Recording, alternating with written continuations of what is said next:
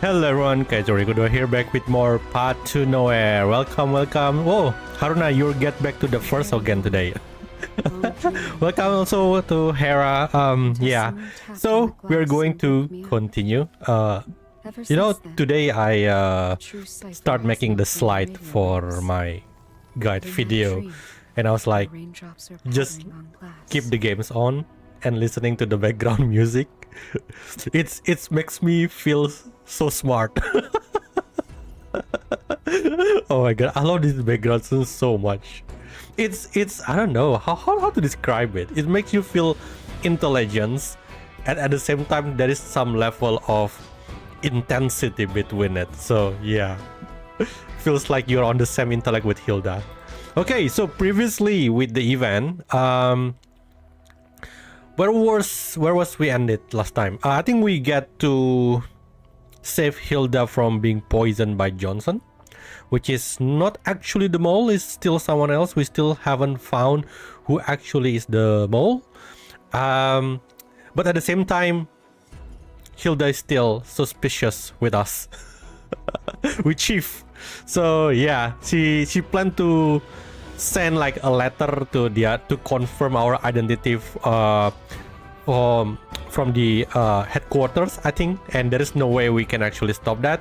So I think we have some limited time to actually try to get the information out of Hilda. I didn't watch for full the stream, can summarize the whole yesterday. Yeah, that's I think that was the end. Yeah.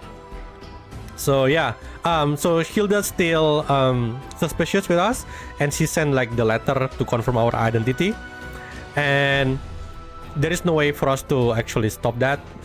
So I think we are currently in borrowed time to extract information from Hilda. And also we got like 3 people die already. Is it 3 people or 2? No, actually 3, right? Horn, and then we have Edward, right? The first guy who give us a ride to the mansion. And then who's the other one? Was it Johnson? Was Johnson died? I forgot if Johnson died or not. I believe Johnson is died. Yeah. So the remaining survivor is Marlo, Helen, Nolane, Manfis, Haas, and Cassie. Oh, I remember everyone. Let's see how many people at the end of this, murder mystery. Okay, and who's going to die in this episode? And who actually the mole? Who is the culprit? Could it be... Oh? Are we starting from the beginning?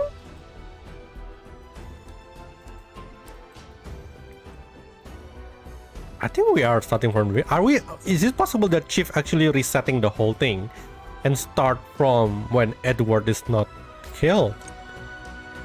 I'm watching from the doorway and the world is no longer the same. Okay. Alright, without further ado, let's do this.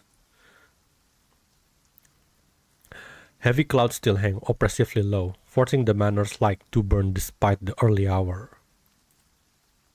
You've spent a sleepless night hunched over Hilda's cipher strip, the cryptic symbol swimming before your tired eyes. All you have to show for it is the elimination of a few common encryption methods. Yet it's a drop in an ocean of possibilities. A trial and error approach could take a year and yield nothing. You wonder how professional cryptographers ever crack these things. The task feels hopeless. With the arrival of daylight, you reluctantly freshen up and step out into the corridor.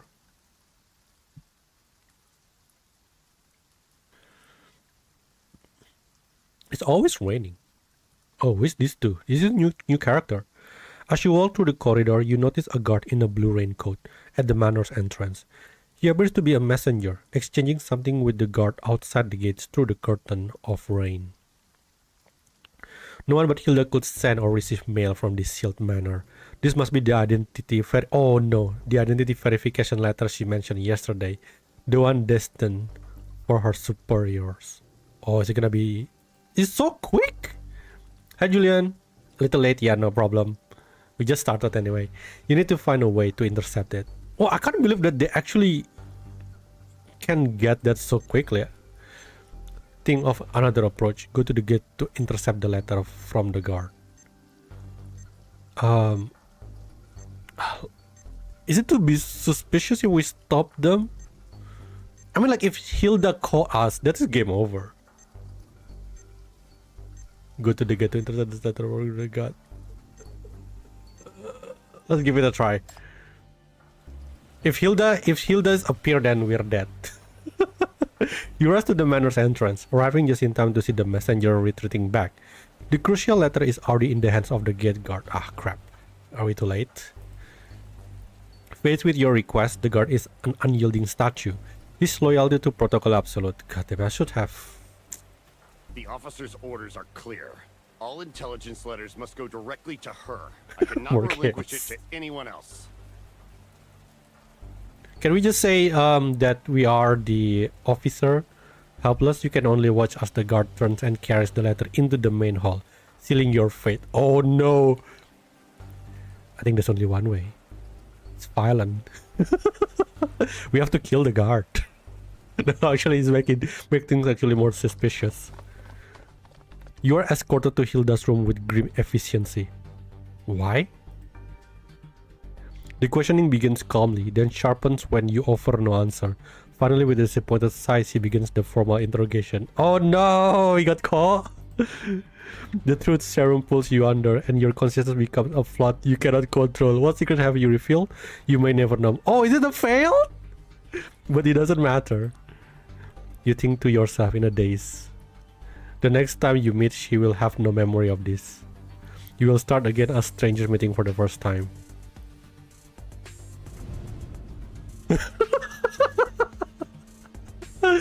Oh, we have failed. Oh, it is. I think it's.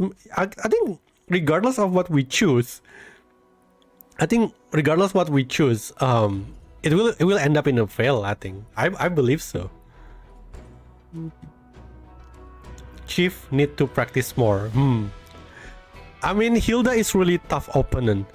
Or maybe if I choose the think of another approach, it will go this way.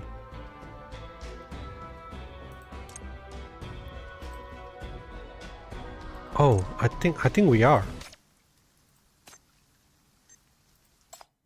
Okay. Apparently think another approach is the correct one, guys. For now, you have no justification to intercept the letter. Your only option is to wait and watch. Why do we need so hard to approach her anyway? Because we are the spy. What do you mean by that? We are the spy in the sense. We are the enemy. We are the mole, kind of. Can we just use our charm? Not everyone is, you know, some people just immune to our charm. A group has already gathered in the hall. Helen is quietly arranging breakfast on the large table. Your eyes are drawn to Hilda, seated alone and sipping a cup of pitch black coffee. 3 empty chairs punctuate the table. The other guests shift uneasily and you catch them stealing furtive glances at you and Hilda. The silence is suffocating. In this tense stillness, you find yourself quite unexpectedly missing Edward's presence. Oh, then missing not a silhouette again. Some still silhouette. Have you finished it? Eh, what happened with the letter? Hilda's voice cuts through the silence as she gestures toward the copy of the wilderness you would brought with you. It was a pleasant reread. I find your notes more interesting than the original text. Just the scribblings of a younger me. If you found them worthwhile, then they served their purpose. Eh? Reading a book at a time like this, and the wilderness of all things. You two sure have leisure time to spare. Oh wait, let me just increase the sound. Okay. Fate, you blind thrower of dice, casting us onto fields shrouded in war. Aspiration, you sacred yet callous flame, flickering in this bloodied storm. How nostalgic. That was a particular favorite of mine in my youth. It's quite remarkable that you still remember those lines, Captain Marlowe. Do forgive me for interrupting this little trip down memory lane. Is this some special Outland childhood reminiscence I'm not privy to? What a pity. I'm from this city. Didn't have my nose in many books as a girl, let alone poetry. Oh, she's from this city. There should be new male character, right? I haven't checked the update honestly. I think yes, in 2 months. In 2 months. 2 more updates. Then again, if I hadn't gotten myself tangled up with a man of such lofty aspirations, I suppose I wouldn't be sitting here now. The chief will seduce her and look her up like other sinners. She fixes Marlowe with a pointed, challenging stare. He looks away, unable to hold it. An awkward silence blankets the room, thick and uncomfortable, but is shattered moments later by a guard's sharp announcement. Reporting, ma'am. A new dispatch from intelligence headquarters. Shall I bring it in? Crap.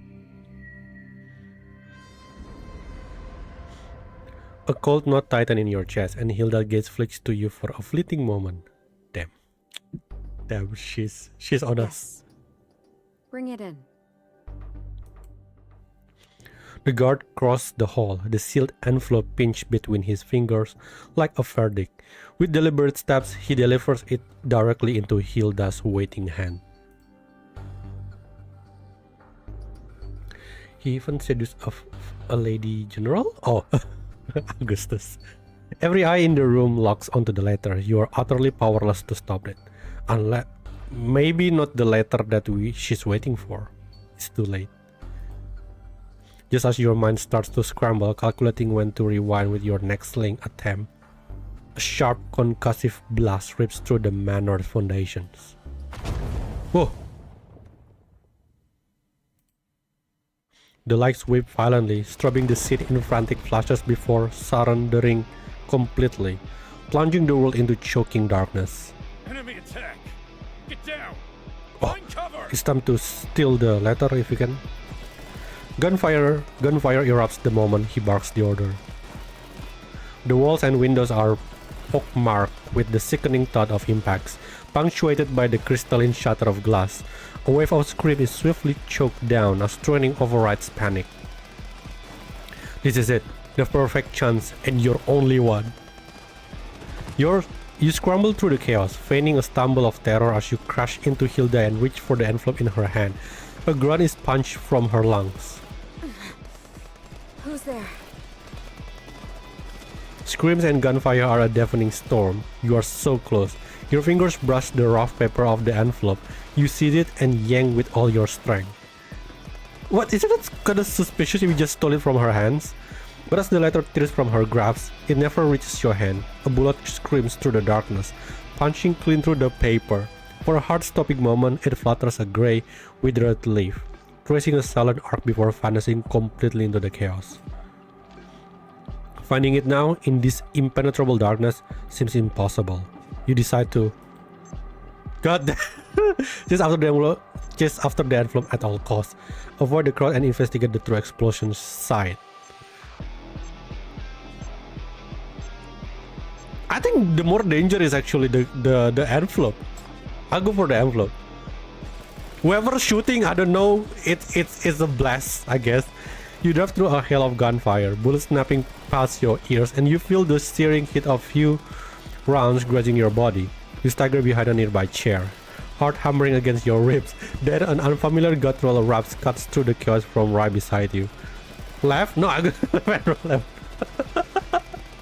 Stop pressuring me with the choices. Fuck off! Get out of my way! Bang, the world goes back. You never even see the shooter. We died again! The gun behind. Oh, well, at the end of the day, we have to go there. So basically, it's always die. Oh, that's make it like... There's a couple of things that we have to choose here. Oh, there's so many things that I haven't unlocked. Maybe I should just pick the wrong choice purposely. Dead by one shot. Okay, let's try to pick the most sounds bad decision so we can get the bad ending first. The explosion tore through the second floor. Given what's kept up there, there's only one thing the target could be. The monolith prototype in Hilda's room. By the time you reach the upstairs corridor, the gunfire is sputtering out. The perimeter attack has been quelled, the guard's shots growing isolated, then ceasing altogether. Wait? I thought this guy is dead already. In the ensuing quiet, your eyes strain against the darkness. A single fake silhouette is collapsed on the floor ahead. The lights flicker, then flood the corridor with a harsh, steady glow, allowing you to make out the face. Johnson?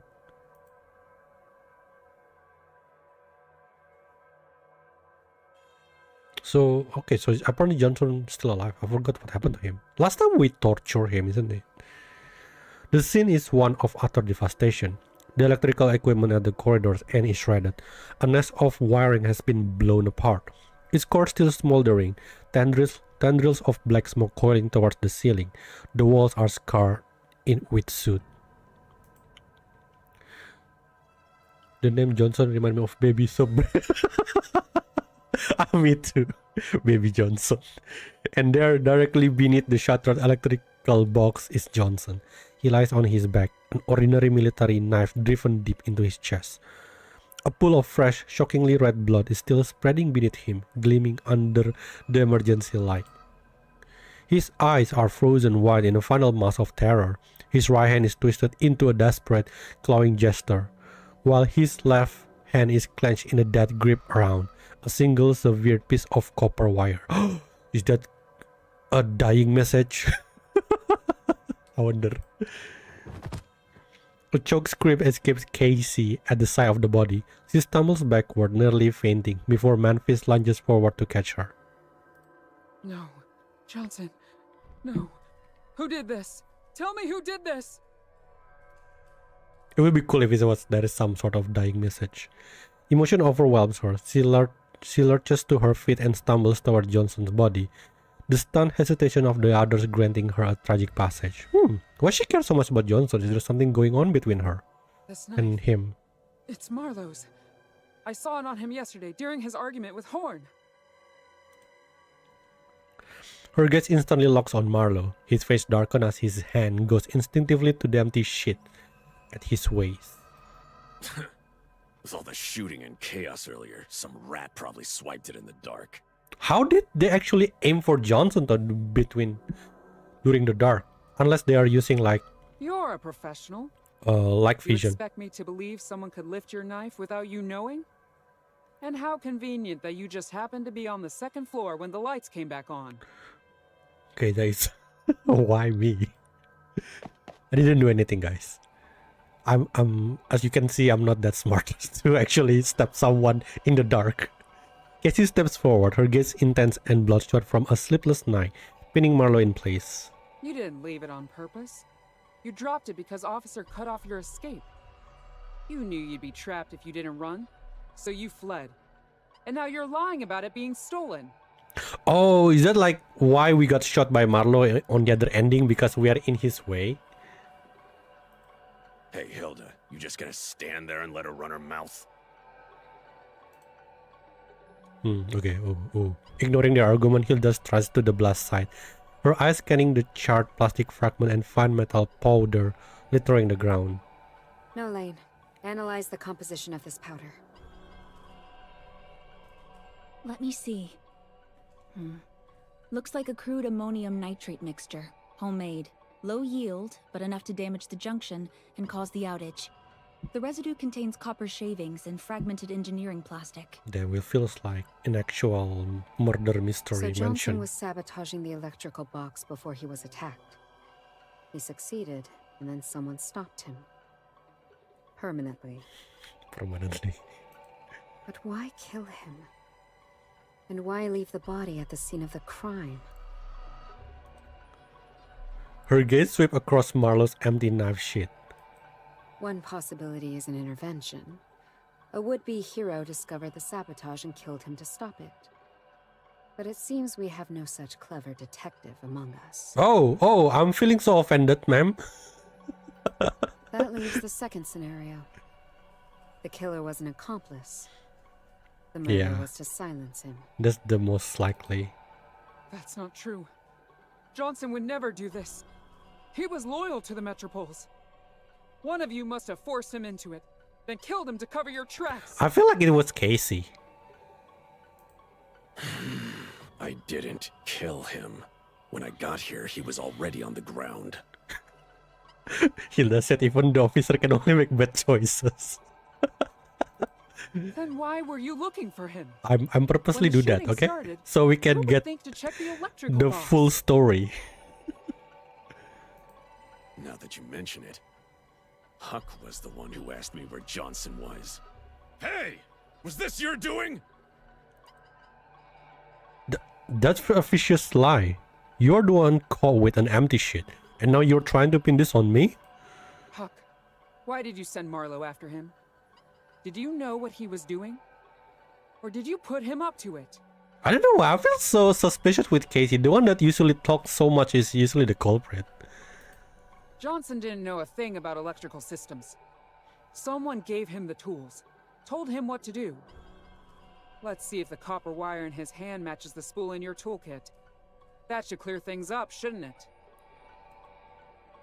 Huck goes perfectly still. A tremor runs through him, and his gaze snaps involuntarily to the toolkit at his hip. Is it him? No, who would answer truthfully if he asks, "You did this, right?" More or less stupid. No, the thing is, like, when you're doing something like that, it's more of like psychological pressure, because some people can't lie, you know, that kind of thing. You can sometimes you can tell. In the breathless silence that follows, Manfis carefully clears his throat, the sound cutting through the tension. Perhaps a suggestion. While we cannot ascertain the true culprit at this moment, might I propose that Marlowe and Huck surrender their weapons first? Maybe it's actually Manfis. A reasonable proposal. Please hand over your weapons. Manfis looks like some mastermind. Maybe Manfis is actually Professor Moriarty. Huck is Susibaka. Marlowe's glare is sharp enough to shatter steel. A muscle twitches in his jaw as with deliberate slowness. He opens his jacket and unbuckles his gun belt. Huck's face bleeds of all color, leaving it a mask of stark fear. What are you waiting for, Huck? I told you I didn't kill him. I'm not a murderer. In a flash of motion, Huck wrenches a screwdriver from his belt and hurls himself at Casey, the closest target, shouting frantically. Eh? Fine. Yes, I went to see Johnson. I invested everything in his private fund. I just wanted my money back. I gave him the tools to escape. That's all. The sudden aggression is all the provocation Marlowe needs. His weapon is already raised, his aim steady on Huck. Drop it, Huck! Now! Huck, you fool! Killing me won't save you! I confess, I sold information. I leaked the cryptography department's location. But don't you dare act high and mighty. None of you are clean. Wait, he's the mole?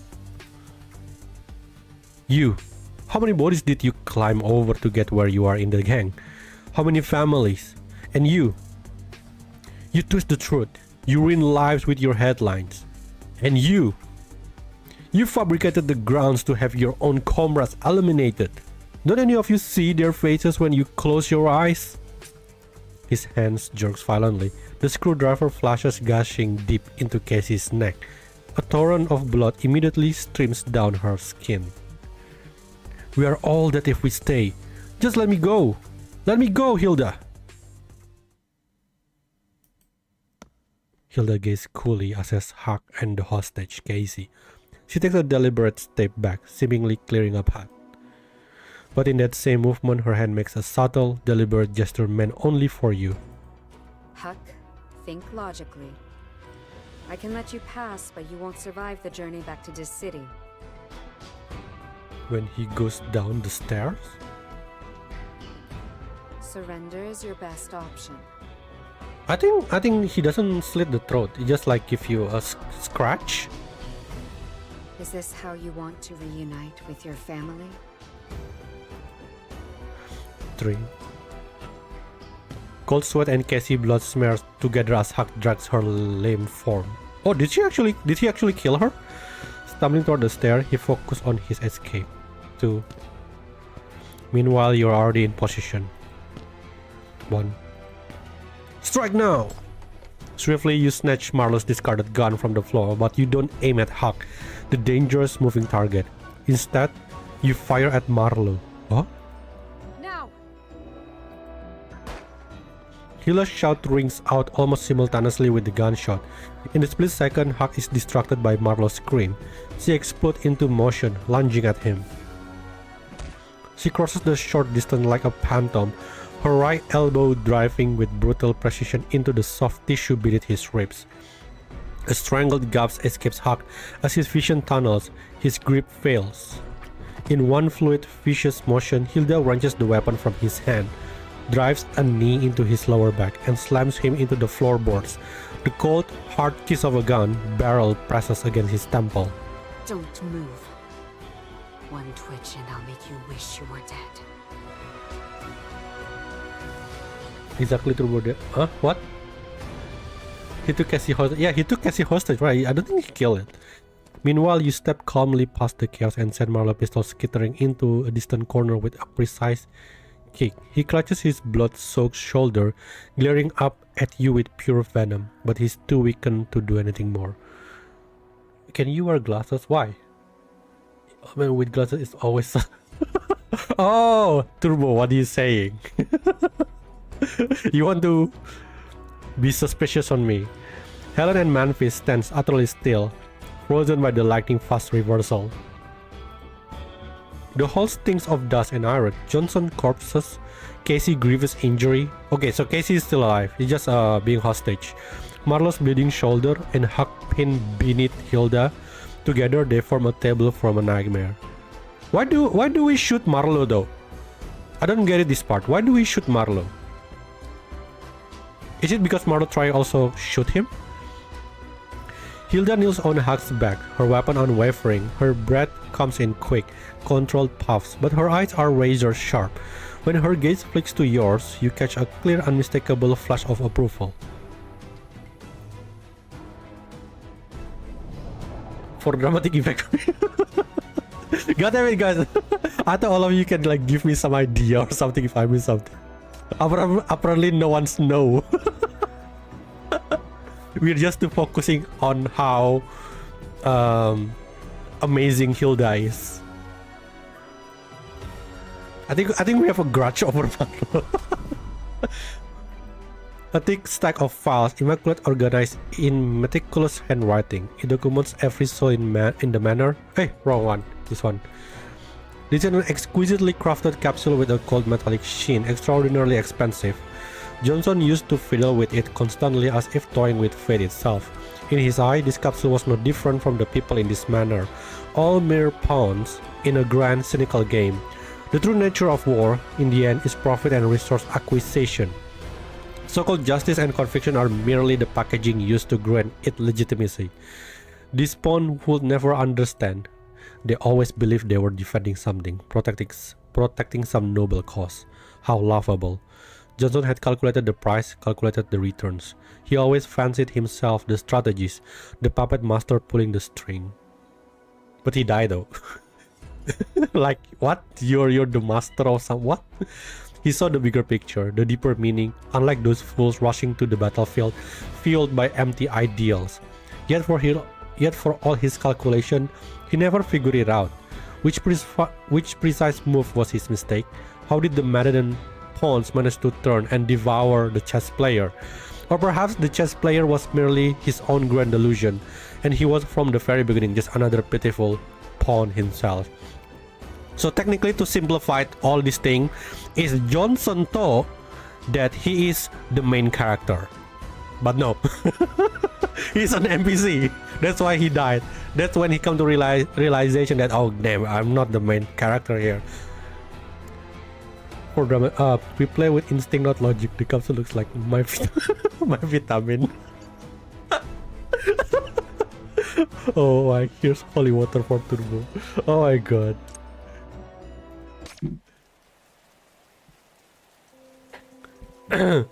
Daylight gradually bleeds into the sky, yet the gloomy rain refuses to cease. The chaos subsides into a grim aftermath, with Marlowe and Huck bound and locked away, and Nolan have taken Casey for emergency aid.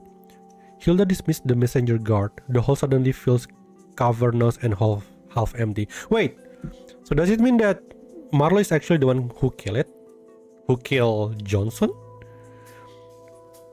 Like, so if I try to put things together, like maybe Huck is actually just trying to give the copper or the tools and trying to escape, because that's what he said, right? He just want to escape. He doesn't mean to want to kill anyone, but Marlowe is the one who killed Johnson. That's why maybe Chief shot him. That's what I get at the very least. Just don't think he's the famous baby Brand, but he's just this. Then I miss again, just like yesterday, huh? Miss what? Johnson committed self-unaliving. How? wait, your deduction is off. I don't know, guys. Your deduction is kind of like doesn't make any sense. Then you remember? No wonder. I'm sorry, but no wonder Hilda said there is no qualified detective around here. She's referring to all of us. Then you remember the most urgent matter. Your eyes frantically sweep the room, landing just in time to see a slender, feminine hand retrieve the fateful envelope from its shadowy corner. Hilda, you forgot this. Wait, Edward committed self-adult. With elegant poise, Helen passes the letter to Hilda. Oh no! I thought it got destroyed during the chaos. A silent nod and Hilda opens the envelope once more. Her face is an unreadable mask, giving no hint of the contents. The opportunity to act has slipped away. All you can do is watch. Your breath caught in your chest as her eyes trace the final lines of the document. If it makes sense, then it's game over for everyone. It appears the city-state's verification is conclusive, officer. I'm sorry Wait, for what? the previous skepticism. How? Now that your identity has been officially confirmed, I must formally apologize to you. Wait, how? You force your expression to remain neutral, a mask held in place by sheer will. Every muscle in your face fight the shock, screaming within, like yes. Chief is screaming in with him, like yeah. I don't know how, but well, whatever. What is happening? How can a letter from a metropole confirm your identity? Your eyes lock onto the envelope in her hand. That's when you see it. A critical detail. Oh, unless this is like Edward preparation or something. This envelope is different from the one you saw in the darkness. The original was grazed by a bullet, causing it to fall. This one is pristine, unmarked. Oh, probably the mole. The mole probably helping us. We have another mole there. Yeah, the mole is that. Yeah, there is another mole. I think Edward mentioned. Edward knows who the mole is, and I think Edward probably worked with the mole. The letter was switched, but by whom? Your heart hammers against your ribs, a frantic drumbeat against the chaos whirling in your mind. You scramble for an explanation, any thread of logic in this sudden turn of events. Meanwhile, Hilda simply folds the response letter and tucks it into her coat. Her movements are unhurried, efficient, as if she's just filed a routine report. The matter for her is now settled. Then she turns and bows to you with solemn formality. From this moment, I will no longer entertain any doubt regarding your capabilities or your authority. You know what? I doubt that. I think there is gonna be something that we do that suddenly like, now I'm suspicious again. It's happened so many times already. It's like up and downs between us and Hilda. And I must hope that you can find it in yourself to overlook my earlier lack of decorum. Yeah, we can't trust her. I won't forgive you. I won't forgive you. I understand. Given the circumstances, your caution was warranted. She raises her chin, the ghost of a smile on her lips, yet in the subtle crinkling around her eyes and the gentle arc of her brows, her true feelings are quietly revealed. In that case, you are free to move about in rest. I will be interrogating Huck and Marlowe, and will inform you at once of any new developments. Why not interrogating together again, like playing the good cop, bad cop again? You may keep Marlowe's firearm. Secure it properly. It will serve you well for self-defense, should you face danger again. That's the cliche we need after all. Or could it be that Hilda has fallen in Chief charge? You should choose the latter, more chaos. It's out of character of Chief. She places a hand over her heart and offers a crisp, formal salute before turning on her heel and striding away. Only then do you exhale the tension you've been holding. One hurdle now is cleared, but a critical loose end still hangs in the air, threatening to unravel everything. Fortunately, the solution is clear. You've already pieced it together. Of the handful of people who touched that letter, the most suspicious by far is that person. Okay, it's time to guess. Who is it?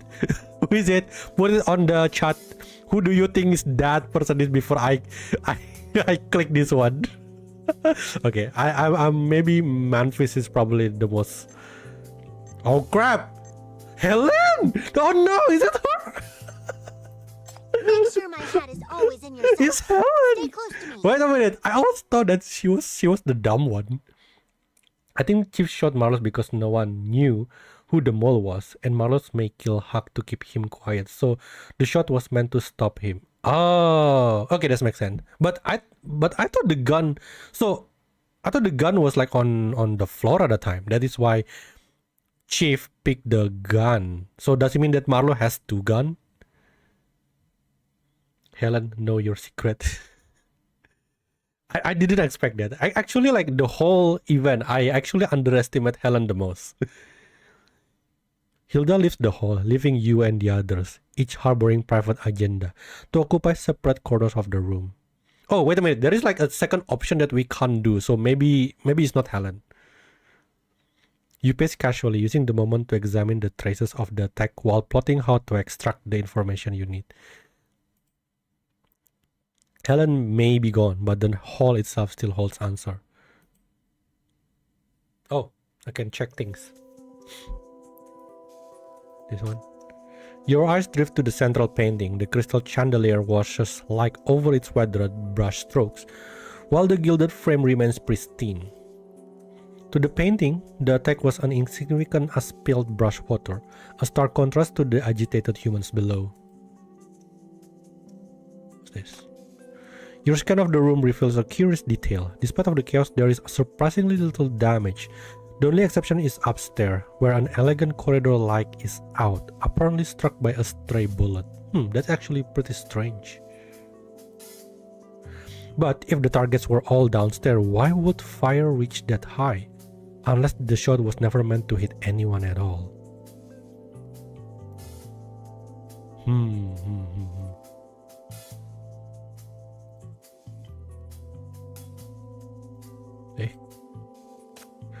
The only clear damage downstairs is near the sofa where you and Hilda took cover. Amid the chaos, a bullet tore through that letter. I mean, this is like quite a coincidence, you know, to be able to tear the letter. Pinching the scorched edges of the upholstery, you get carbon residue on your fingers. Tracing the trajectory to the wall behind you, you find a shallow indentation. Examine the wall. A brief search along that line yields a prize, a slender brass shell casing on the floor. You roll it in your palm, only to find it noticeably smaller than standard military issue. It's consistent with a compact, close-range personal defense weapon. This changes everything. This casing could be the key to identifying the real perpetrator. If you want a small one, then am I supposed to choose or am I supposed to talk? Can I drag this? What am I supposed to do? Oh shit, what did I do? The room plunges into an unnerving silence. The prickle of eyes on your back makes you turn, and you immediately lock with an intensely scrutinizing gaze. Do you need something, Miss Nolan? Just came downstairs and saw you poking around. Got curious, that's all. I don't know why I can't help to think about Horo's voice when she's not being voiced. She looks like Horo a lot. Working alone doesn't make me suspicious, you know. You give a resigned smile and palm the shell casing, tucking it into your pocket as if it were the most natural thing in the world. We found difference, or we should rewind this part and choose the other option later. It's so uncorny watching in phone. I can't really look at the background. Oh, you watching on the phone? I have like a big screen, so I kind of like pay attention on surrounding. Besides, I've got plenty of eyes on me right now, but since you are here, where were you right before the attack? Are you suspecting me? Nolan frowns, her eyebrows knitting together in clear displeasure at your line of questioning. The power went out right after the blast. I came as soon as I heard. But it was chaos. There was nothing I could do. Damn it. You recall that she did indeed arrive at the scene immediately after the chaos erupted. Since you are here, I take it Casey has been taken care of. When you bring up Casey, Nolan's face becomes a guarded mask. It takes her a long moment to form a brief, quiet response. Casey didn't make it. Oh, she's dead. What? Casey was the head of the... So Huck is indeed slit Casey's throat. Casey was the head of the Tomorrow Post. In the earlier chaos, Huck took her hostage and critically injured her. She fought but still didn't make it. The number of deaths you've seen since coming here is beyond counting, and you know with cold certainty that more are to come. Still more? Her injuries were too severe. We are trapped here, no way to stop the bleeding, no supplies to fight infection. It's a miracle she held on as long as she did. I don't bring my laptop, that's why I watch on my phone. I really want big screen. Call Whitestone, they will deliver your laptop. Nolan's tone remains detached, giving you no insight into her true feelings on the matter. That cursed Small, that traitor. Sooner or later, they will pay for this. Oh, apparently we can talk with the other guy also. Oi! What? How am I supposed to know that I have to click this way? What the hell? That's like the most unnatural thing to click. Footsteps sounds to your right. You swiftly pocket the casing and glance up. On the staircase stands a man who seems to share your skeptical nature.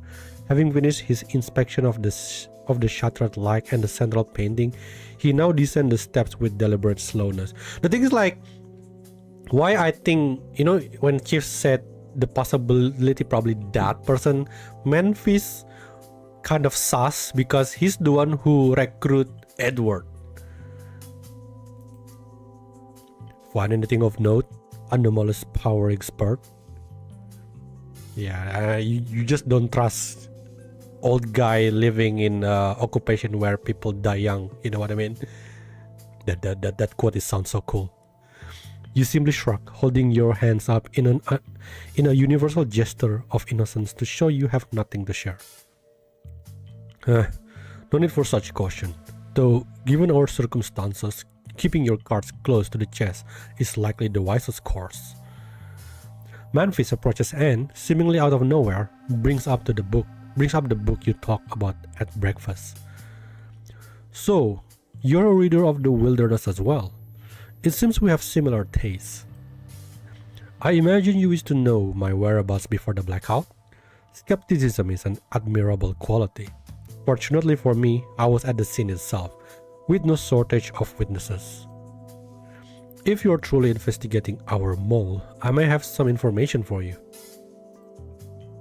You weigh Memphis' words, scan the room to confirm you are unobserved, and then lean into us. Mr. Memphis, didn't you just say it's unwise to lay all your cards on the table? Memphis looks taken aback, but a strange smile still finds its way to his lips. For those in our line of work, caution is a reflex. But observing you now, I find it highly improbable that you are the mole. Don't be so quick to leave. There is something I would like you to have. Oh. Ah, Nolan's gone. Here, take this. From within his coat, Memphis withdraws an object wrapped in a handkerchief and hands it to you. Unfolding the cloth, you are stunned to discover a small, sleek handgun. Is this? Still holding it through the cloth, you check the gun's caliber. A cold certainty settles in your gut. This is the source of the shell casing you discovered. So is he the shooter? I thought we have to tap his belly to start the story. I don't know, the what do you call it? The button is just really weird placement. It's a smaller caliber than standard issue. Typical for espionage, easier to conceal, suitable for personal defenses. You must have realized it by now. Our attacker was no outsider. This was all a carefully staged performance. Memphis leaves the gun in your possession, offering a casual wave as he departs. Keep it. I have a feeling you may have need of it. The manor has become a rather dangerous place. Wouldn't you agree? Do take care, my young friend. Oh, why are we here now? Is she the culprit? This whole even reminding me Inception. What, because we are dreaming? After wrapping the gun in the handkerchief and tucking it into your coat, you head upstairs to find Helen. As you pass your own room, a faint rustling from inside catches your attention. Who? You shove the door open, startling the intruder. You shove the door open, startling the intruder. The moment she sees it's you, the tension melts away. She leans back against your desk, a look of pure amusement on her face. What? Are you trying to seduce us? It's not gonna work. My, look what the cat dragged in. You seem tense, my dear anomalous power expert. Trouble in paradise. Sneaking around in my room? You took that letter, didn't you? Helen casually rearranges her fluffy shawl and offers a non-committal nod, a gesture that is neither a confirmation nor a denial. A hatter has to have her skills. Let's just say I can liberate things from nearly sealed pockets, create a convincing duplicate and slip it back in, all without missing a beat. Call me paranoid, but I've had my eye on you since yesterday. Still, even I didn't expect this little secret. Your story isn't exactly adding up, is it? So, officer, if you want it back, you will have to make it worth my while. You gave me quite a scare, you know. What do you want? Money? A position? Or something else? She purses her lips in a playful pout, then settles into an alluring stance. A sly smile touches her lips as she speaks. Oh, you poor, straightforward thing. You are thinking too small. I don't want any of that. I want alliance. You still have your cover as the Metropolis expert. Turning you in gets me nothing. But watching each other's back, that's how we both get out of this mess alive. And don't worry, I'm no mole, just a nobody trying to keep her head above water. So I'll be holding on to this letter for now. Consider it my little insurance policy. Oh, we are being blackmailed! Helen glides to your side, brings her fingertips to her lips, and then gently brushes them against your earlobe. May luck favor us, officer. What she want? I don't know, what do you think she want? It's all done. Let's return Wow, home. we are being blackmailed, guys. Damn, it's getting good. We still don't know who the mole is. Can't even tell. Oh, we can branch into Hilda?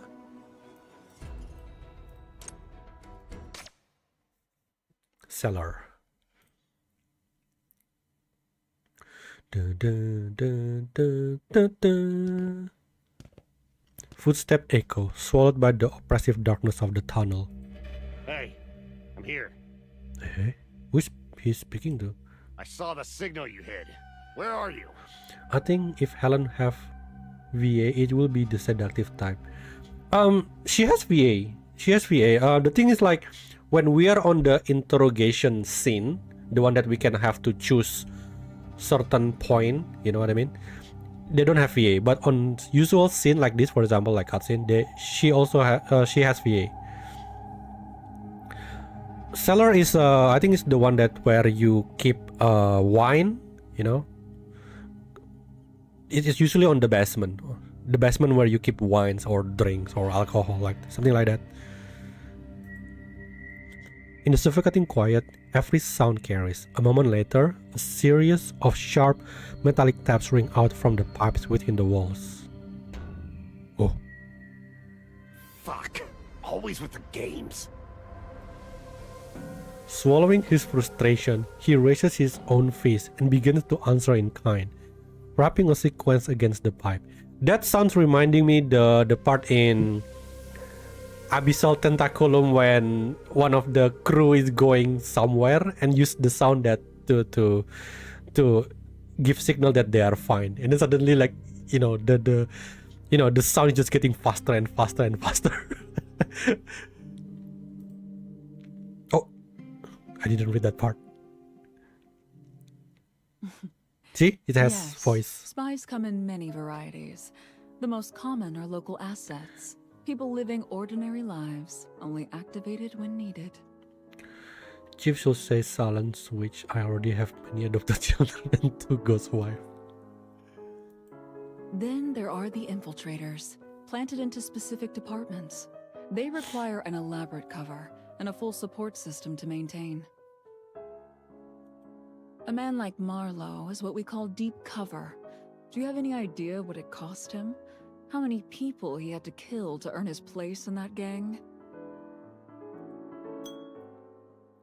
With a slight sway, Helen sets her glass down and leans into your space. No! Her movement softened by the drink. Don't get close to me.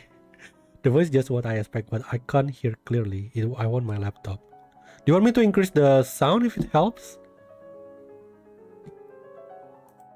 So yes, he's a bad person. I'm hardly surprised. It's the usual voice level. Or not voice, the sound. With a subtle shift of your way, you evade her touch. Your face betrays nothing. She's tried to flirt with us. Sounds like you really hate him. Of course. Isn't he the one who made me who I am today? What does that mean? As if catching her own loss of composure, she grabs the wine bottle and shakes it. Nothing sloshes inside. It's empty. Talking with you is so refreshing, officer. I'll go fetch another bottle. Damn. She sways to her feet, but her movement freezes mid-step. Her attention is seized by something beyond the window. Hey, what's that? Oh no, is it another murder? Is it the guard? Look, is the annex on fire? Oh my. It appears so. But in this downpour, and given the manor's brick and stone construction, it should have considerable fire resistance. No, that's the depot with the fuel reserves.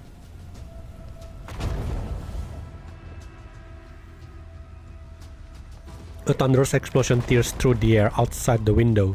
Gunpowder, oil barrels, it's impossible to tell. The shockwave is a physical force, slamming through the main building and hurling objects to the floor.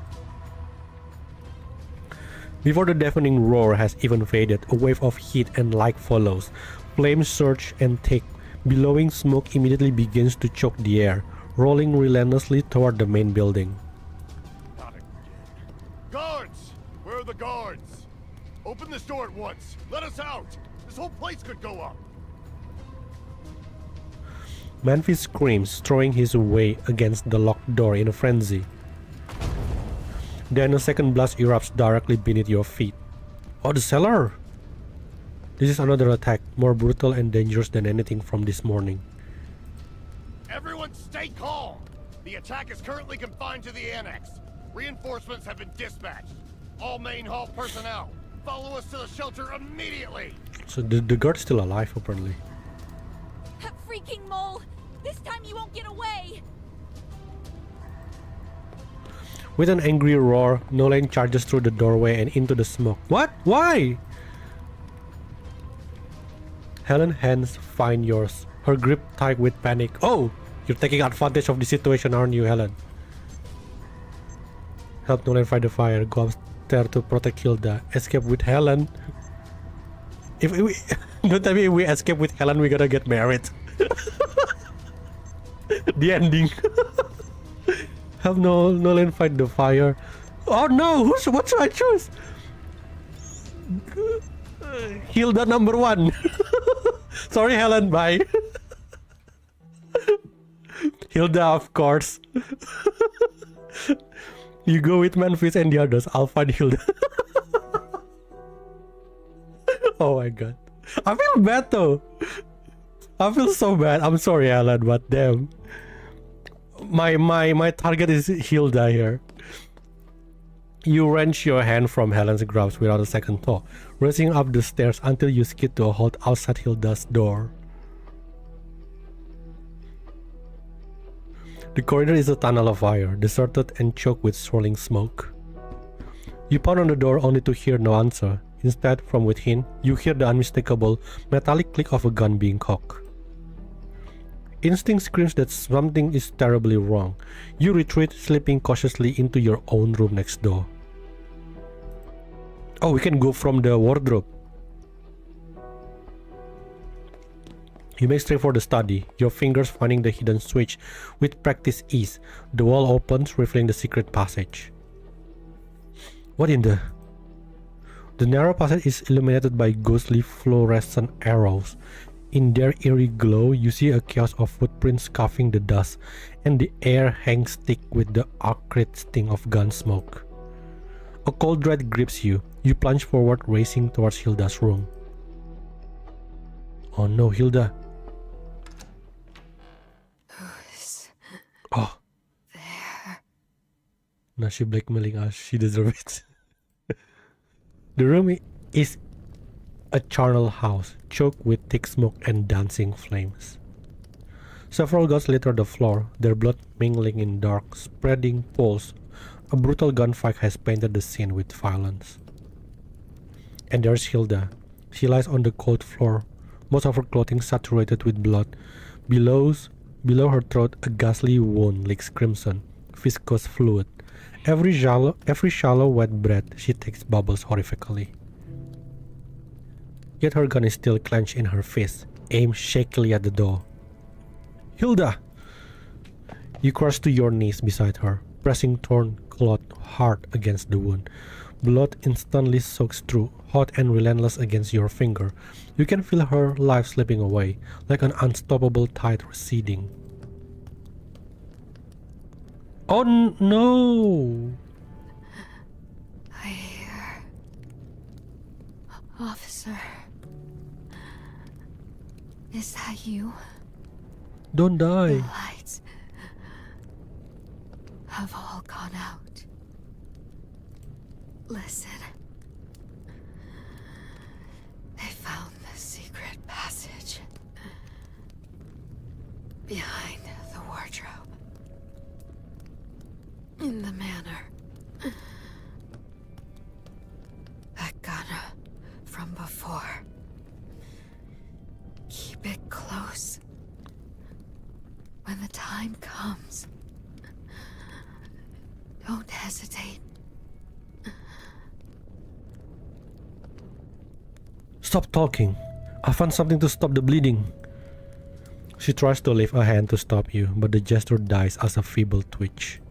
Don't. It's already too late.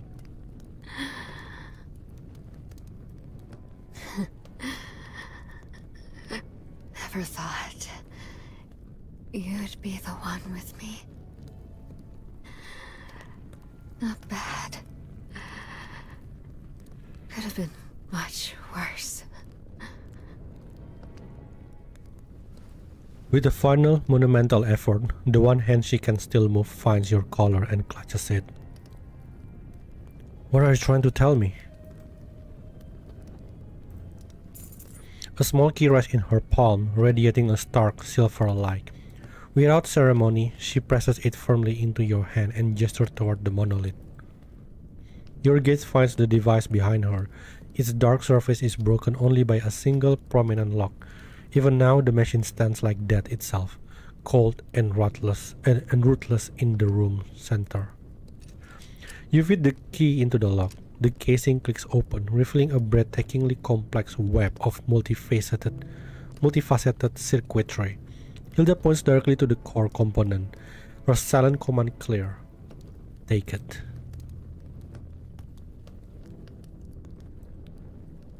This is the fatal shot. Oh, it got shot to her neck. The bullet shattered her brooch, robbing it of its full velocity, but it still drove deep into her chest. It didn't exit. It lodged itself inside her. Now, with every rack breath, she pumps more blood into the cavity of her own body. Saving her is impossible. No way. She knows it. The fire has already left her eyes. The monolith isn't finished, but the remaining data is enough for the city. State's researchers. I don't think she won't die though. I mean, like she's playable, so. Hilda's voice is a threadbare whisper, each word strained through a bloody throat. I entrust you with the spark. Beneath the monolith. Her voice is a fading whisper, but as your fingers close around the unfinished monolith she entrusted to you, your own resolve hardens into something cold and sharp. For all this time, that cipher strip has been an unbreakable lock. You've tried every method, every key, to no avail. But now you hold the key to the monolith itself. If this creation of Hilda's can truly decode any cipher, there is no time for sentiment, no time to wait for a natural end. With swift, deliberate movements, you take out the cipher strip and slide it into the monolith's waiting slot. Hilda's eyes widen in utter disbelief. Is it a trap?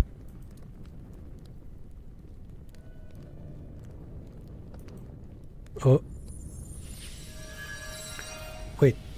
The facade crumbles. In a final desperate act, her trembling fingers reach for you, not with strength, but with a plea.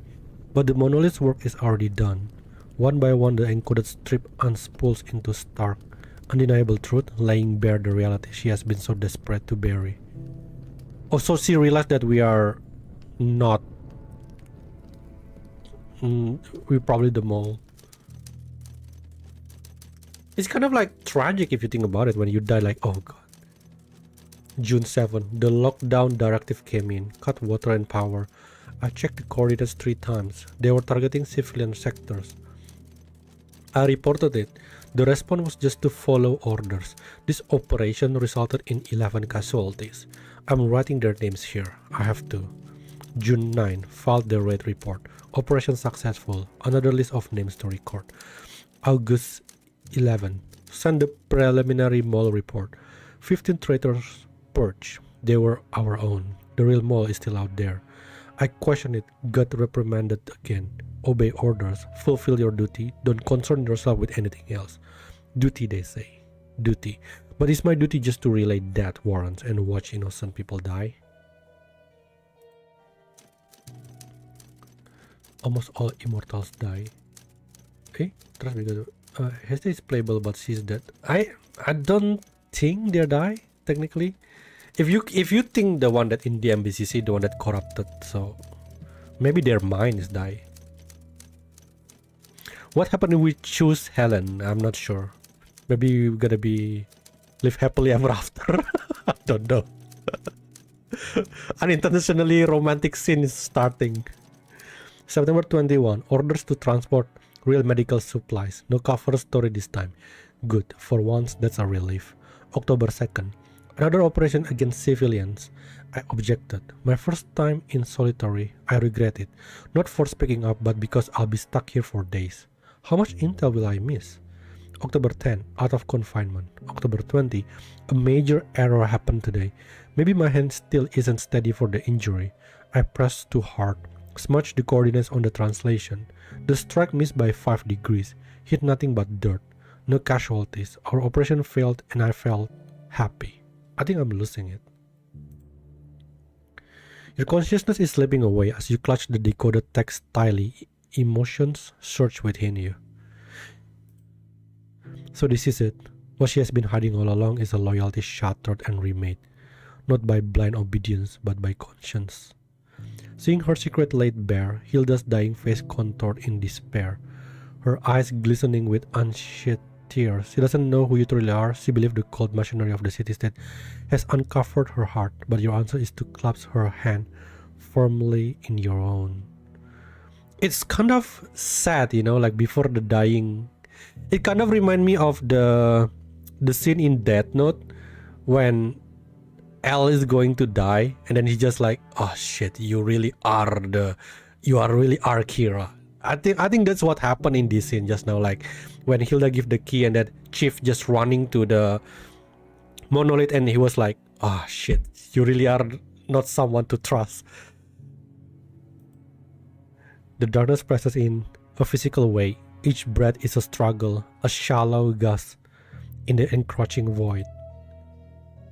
Don't tell me she's coming alive.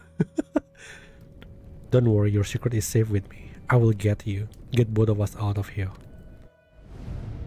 Ending, that is not the end. Wait, so they actually can die?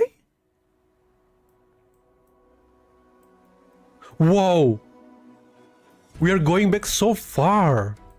So, oh, by the way, Julian, this one, there's an option if we pick Helen. I think this one. This one if we pick Nolane. Oh, I think the correct one is gonna go here. I think, you know what? I think we have to... I think this is gonna be the dead end, right? All of this, because I think the correct timeline is to go here. The timeline where Hilda is not dead. So, you know what? Let's do the other two, Nolane and Helen. Because I'm curious. Because I think all of you are. Okay, let's start with Nolane. If the mole orchestrated both explosions, then the blasts themselves were just a means to an end. The real clues, perhaps even the mole itself, were still on site. You wrench your hand from Helen's grip and sprint after Nolane's through the doorway.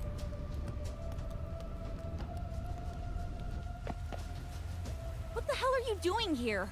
Desk jockeys like you will just get in my way. Quiet, Horo. I know the you from the other timeline. With a flash of movement, she pulverizes a falling slab with a powerful kick, clearing the path. In the same instant, she seizes your arm, yanks you back from danger, and shoves you forcefully into the safety of the adjacent area. Are you trying to destroy the evidence? Fine. If you've got a death wish, then follow me. Nolane's figure vanishes into the inferno. With the grit of your teeth, you plunge after her.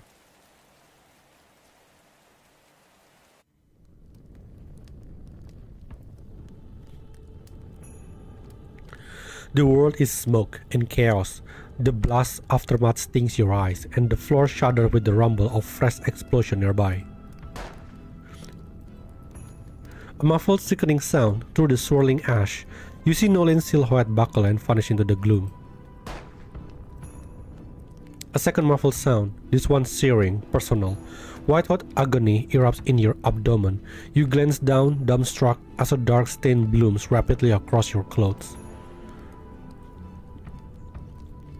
Your hand fumbles to the stem, the warm, sleek flow, but your strength is already draining away. The world tilts, your vision blurring at the edges. Through the dancing firelight, a mysterious silhouette solidifies.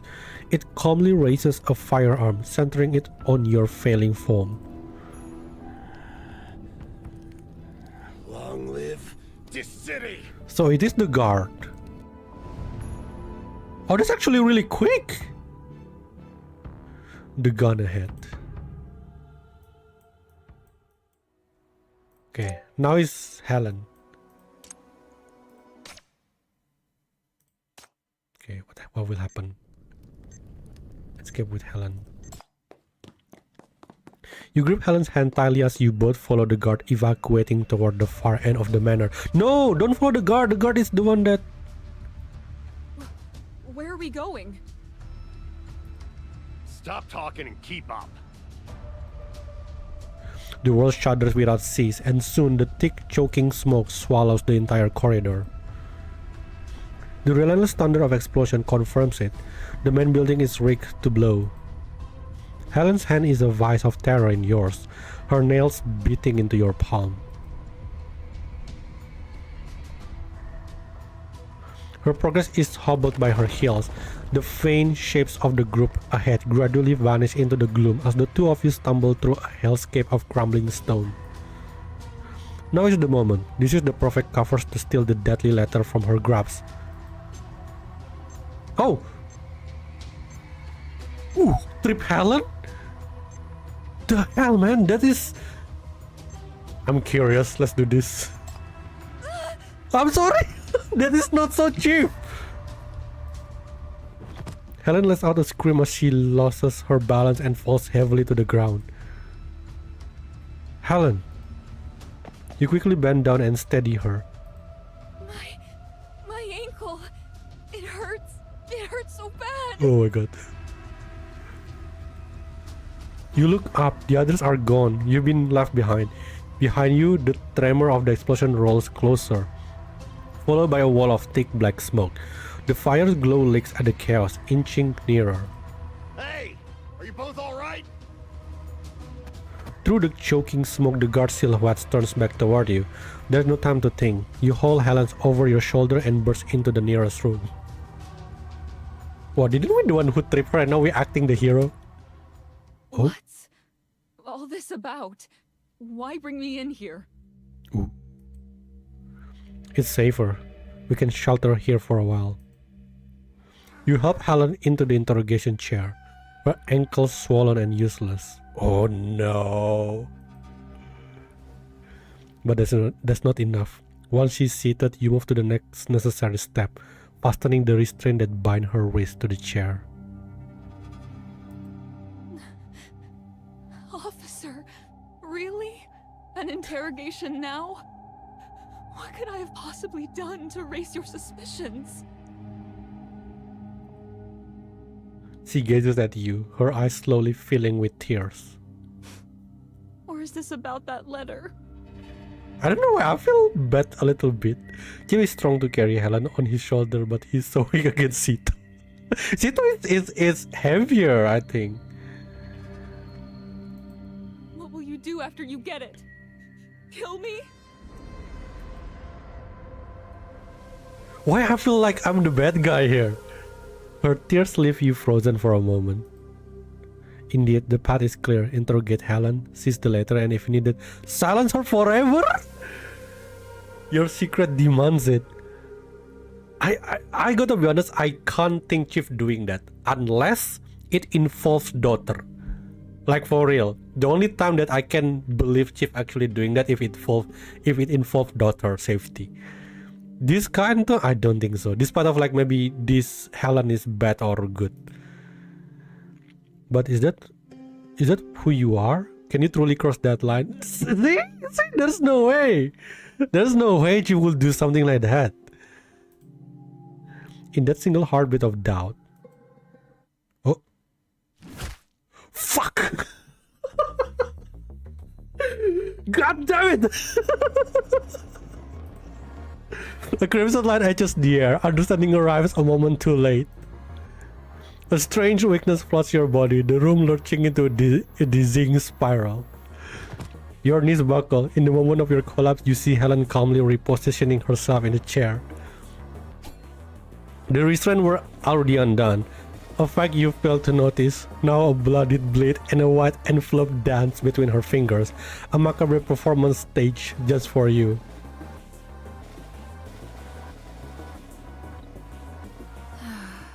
I'd planned to keep using you for a bit longer. Damn it. You just had to go and spoil my plans, didn't you? Promise me, never underestimate the Hatter's fingers again, all right?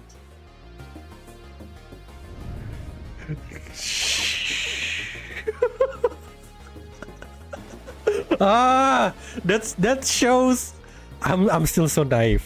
God damn it. I'm too naive. that really shows I'm too naive, man. Crap. Let's do this again.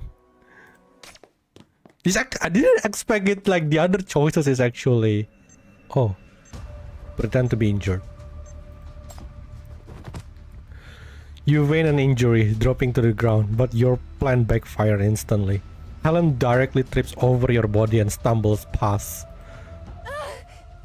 No, I don't trust you. The sharp point of her heel digs viciously into your side. You hear a sickening crack as your ribs protest. Internal bleeding, probably. My goodness, are you alright? Yeah, now that I know that you're just acting, that I don't care about your tears anymore. Her voice is frantic. She crouches down, her hands fluttering over your body as you gasp, fighting for air. Just then, Helen collapses. No cry, no final word, just a silent, heavy thud against the floor. She got shot! You clutch the searing pain in your chest. Thick, acrid smoke and blooming flames swarm your vision. Is it the guard? Through the shimmering inferno, a dark silhouette stands firm, raising a gun toward you. Oh no, I'm next. Long live this city! I'm dead.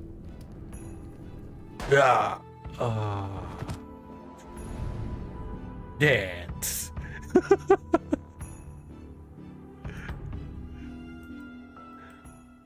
That's actually a quick one. This one is actually very interesting. Okay, let's continue. Actually, there's so many from yesterday that I still don't do. There's this one here. But I forgot like what was the topic at the time. So I'm just gonna continue. Okay, let's try save Hilda.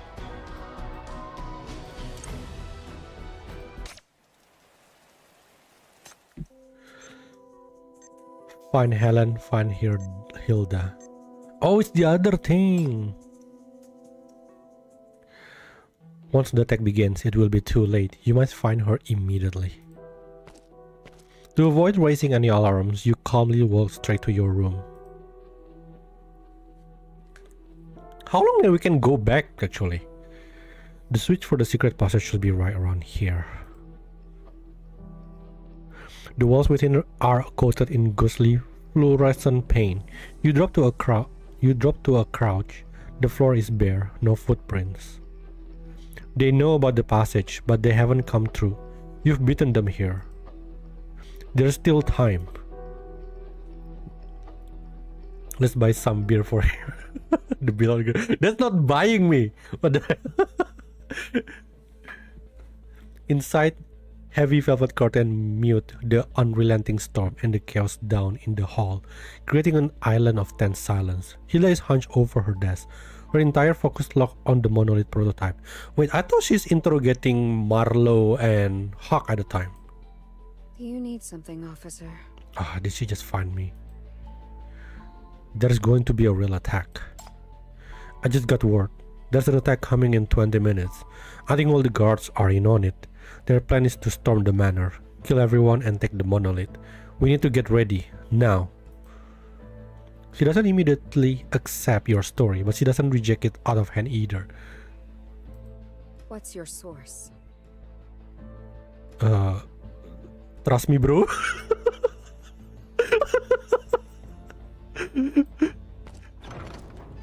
You cross the room to Hilda's wardrobe, fling the doors open, and with a few practice motions, pry away the false back panel. A yawning, pitch-black passage is revealed. Within the darkness, a series of faint fluorescent marks hover in the air. When you look at Hilda, her face is a mask of shock. Trust my gut feeling. Did you just say the guards? Yes, it's the guards. Think about it.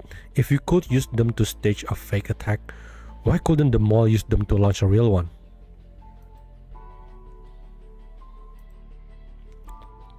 The light catches half her face, revealing a stern profile. The faint smile is gone, her lips now a tight, severe line. How much do you know?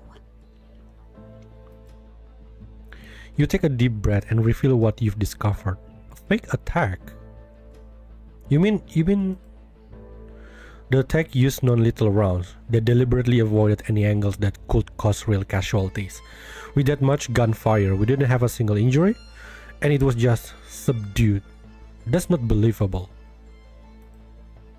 It was more like an elaborate fireworks show, designed to create the illusion of chaos. Looking back now, certain details seems a little too convenient. You knew Johnson had connection with a few here, so you loosened security around him to draw them all out. But you never expected it would involve innocent people, that it would lead to real casualties. Finally, Hilda turns to you. Her movement is deliberate, unhurried. When her eyes meet yours, there is not a trace of hesitation in her gaze. Johnson's death was necessary. His actions alone warranted execution 100 times over.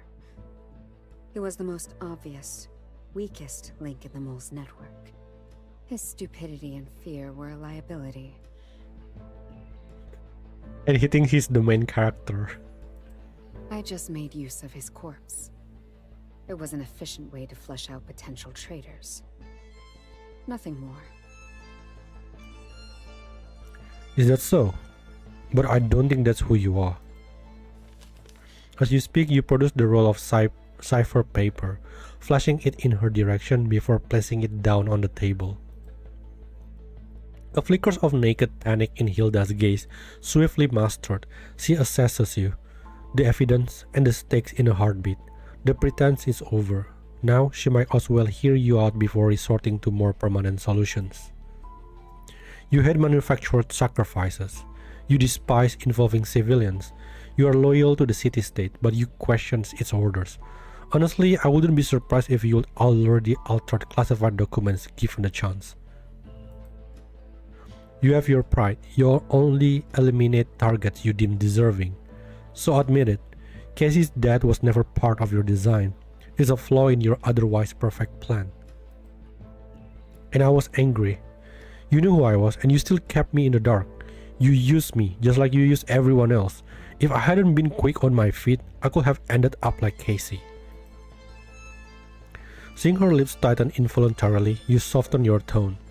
Oh, so that is why it's necessary to get the ending where Hilda's dead, because now we know that she actually does, don't really like to have sacrifice or casualty during the plan. Seeing her lips tighten, you soften your tone. I am not turning you in, not now anyway. I believe that even in a war, we need a line we don't cross, a sense of what's right. But I will say this, one person can only do so much. If we had worked together from the start, maybe we could have avoided this tragedy. At this point, her agitation suddenly stills. A calculated silence hangs in the air before she breaks it. Her voice now measured and clear. You use me, typical line from someone who about to break like it's the most guilt-tripping way to, break up with someone. To be honest, I never expected you to show up here. And you saw through my scheme far quicker than I projected. To be fair, that's because we can rewind. We technically already lost so many times. You could have remained silent. Or you could have moved against me in the chaos. Yet, you chose to help me. Your proposal for an alliance hangs in the air, submitted now with acceptance, but with a steely, knowing look, seamlessly pivoting to lay out her own shrewd assessment of the situation. This shows that despite your anger, you've made the most rational choice. Aside from me, you trust no one else here. I remain your only viable ally. Correct. Because Helen is blackmailing me.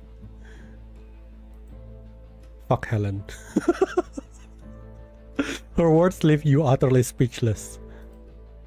She is right. The truth is she isn't in your power.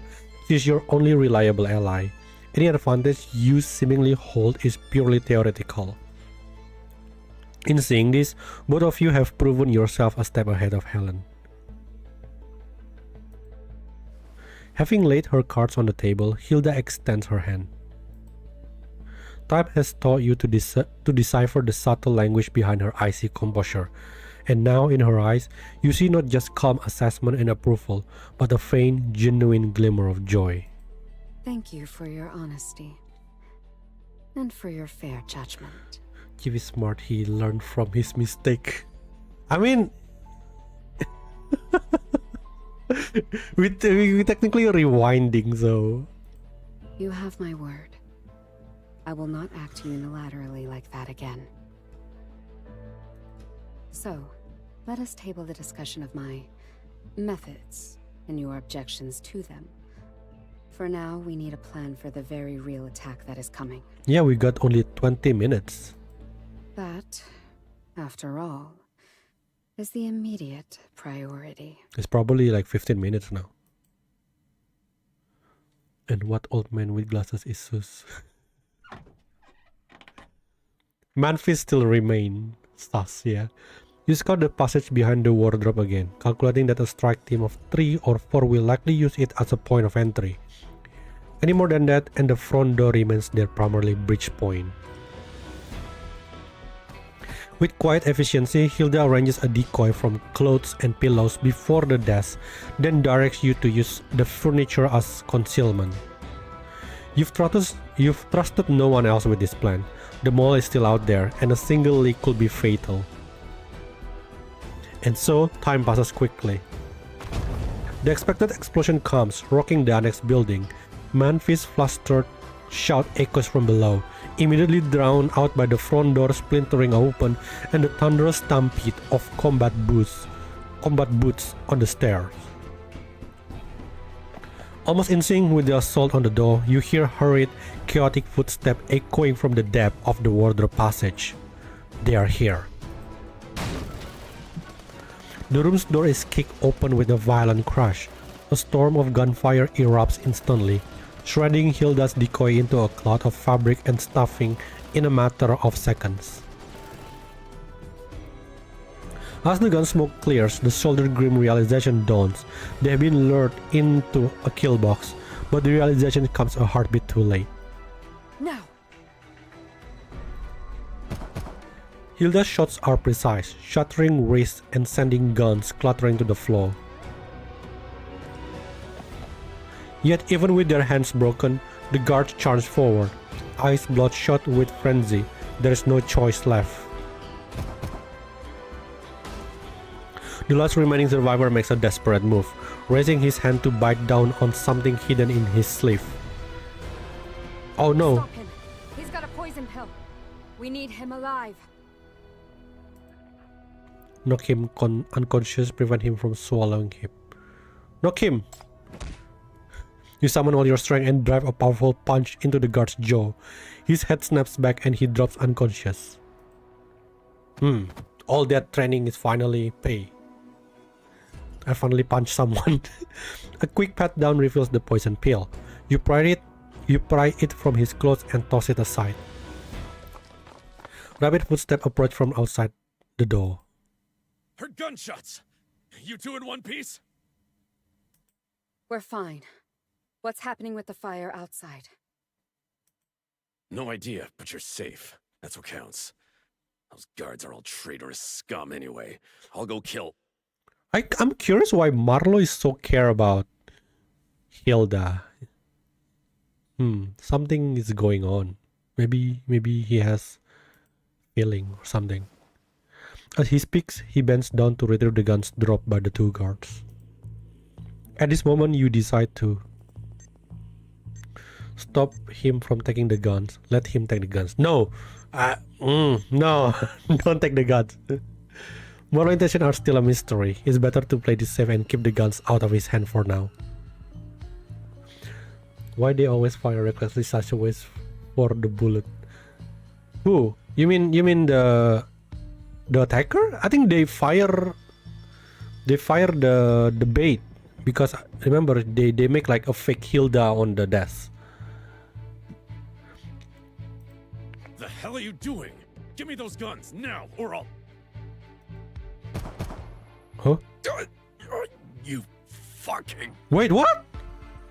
Did we shoot him?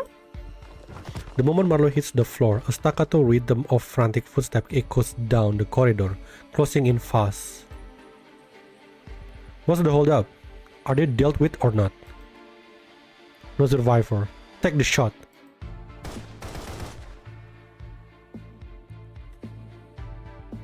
What the hell? That is like the most logical sense. Wow, I don't think any logic it will work here. The plot twist could be everywhere. That feels like the most logical sense to not give Marlo, because we don't know which side he's on. And then boom, die by someone else. Yeah, we just keep dying, aren't we? What the...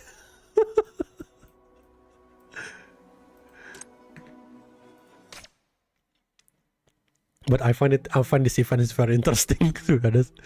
Okay, fine. I give you the gun. Let's see what happens. Appreciate it. He stretched out a submachine gun in each hand and a small arsenal strapped to his body, radiating an aura of pure predatory menace. Moments later, the staccato roar of gunfire erupts from the corridor, punctuated by agonized screams that are swiftly cut short. Oh, don't tell me that he shot the soldier that's supposed to shot us. No need to worry. Marlo will take care of it.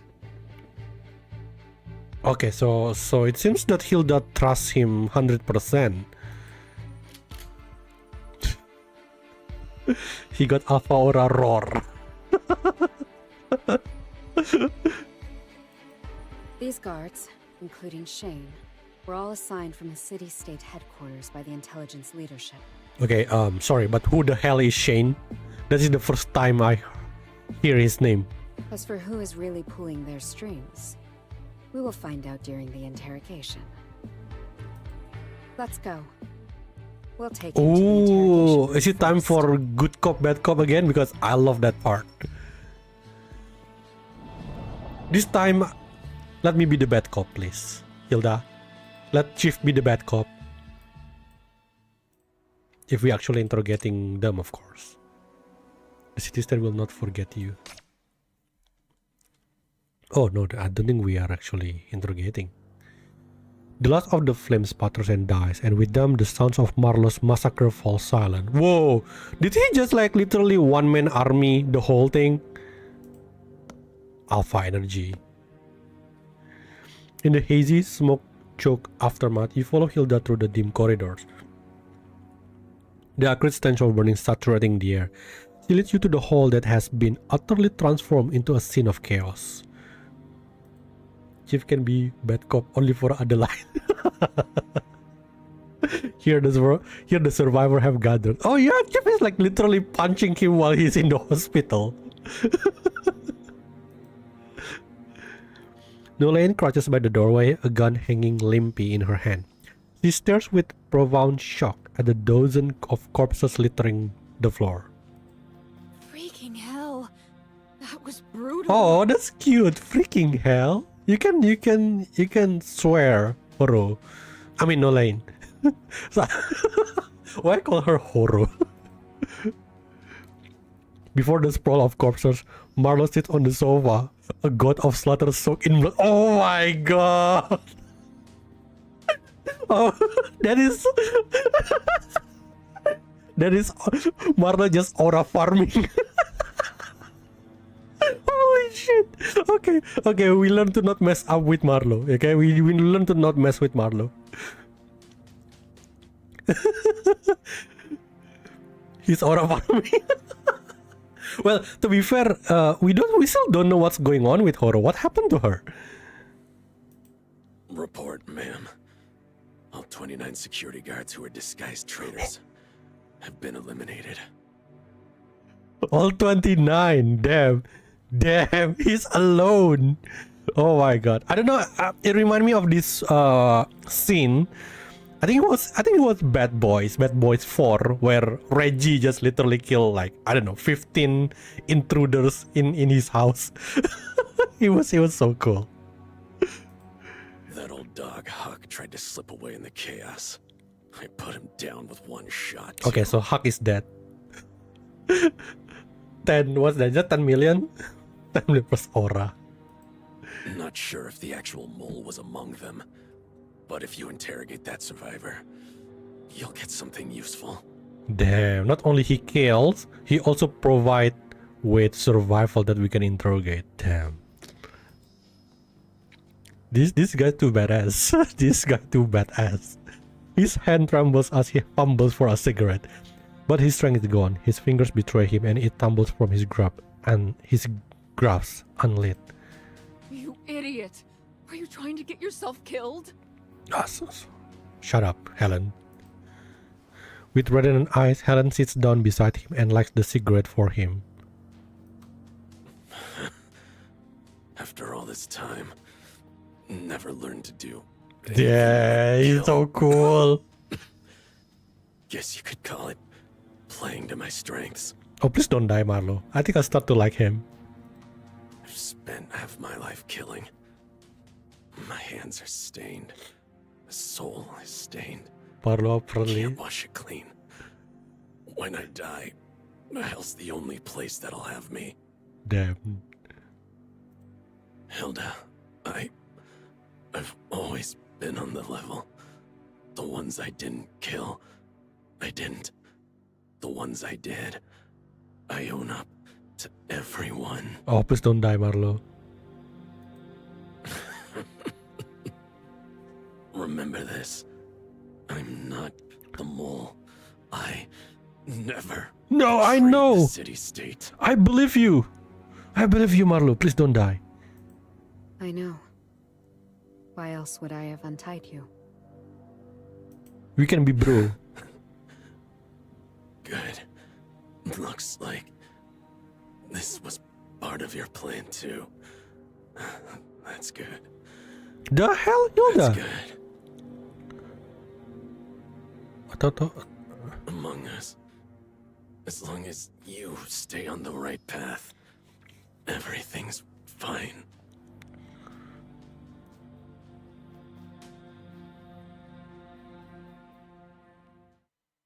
His voice grows faint, dies away, and in the void it leaves behind, a new one arises, the soft, unmistakable sound of someone reciting poetry. No! Marlowe, don't die! Fate. Why? My brother! Suddenly, you're my brother. Marlowe, no! Everybody, let's, be silent for 5 seconds to pay respect to Marlowe.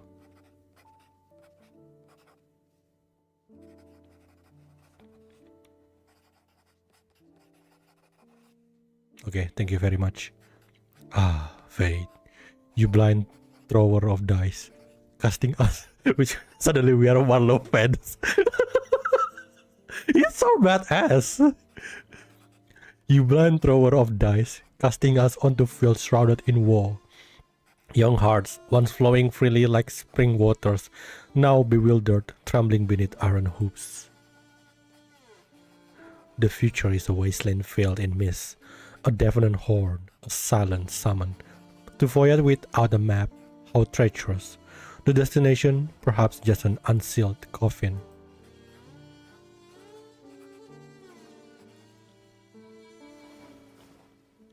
Hilda gently closed his eyes. Rest in peace now, Marlowe. The city-state will not forget you. We will not forget you, Marlowe.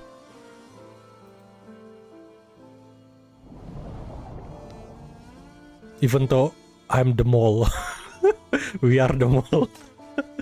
I will never forget Marlowe. Remember. So we're going to remember Marlowe for the good stuff, and we're gonna remember Ragnar for the bad stuff.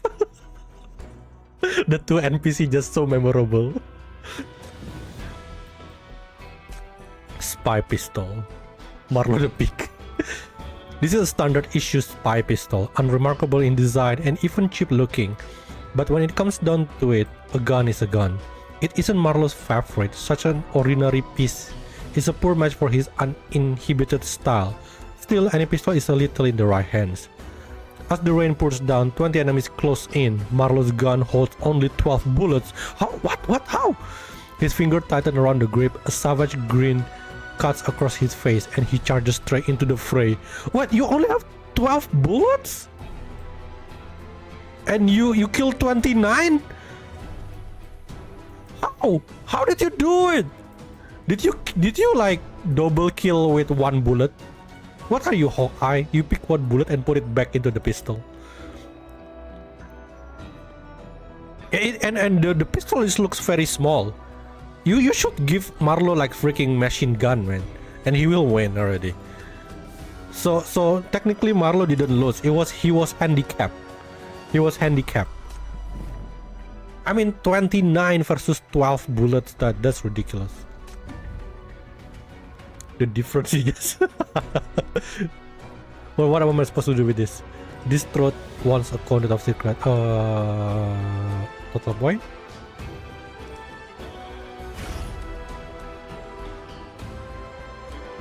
Speaking of which, there is no battle in this event other than this one here.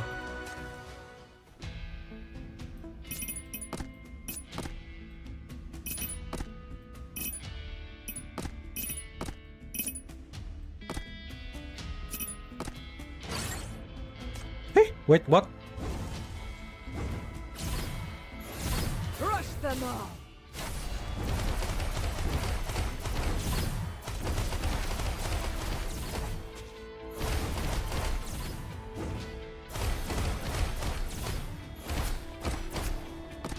Oh.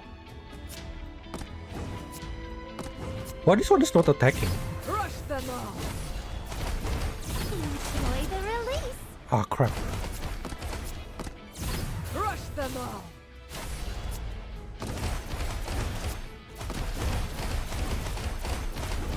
Enjoy the release. I don't think Augustus will last for this long fight. Crush them all!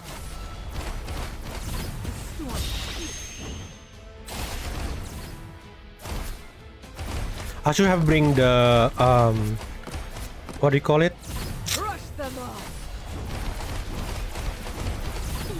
Energy build.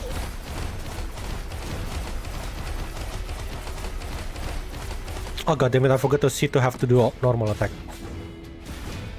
Enjoy the release.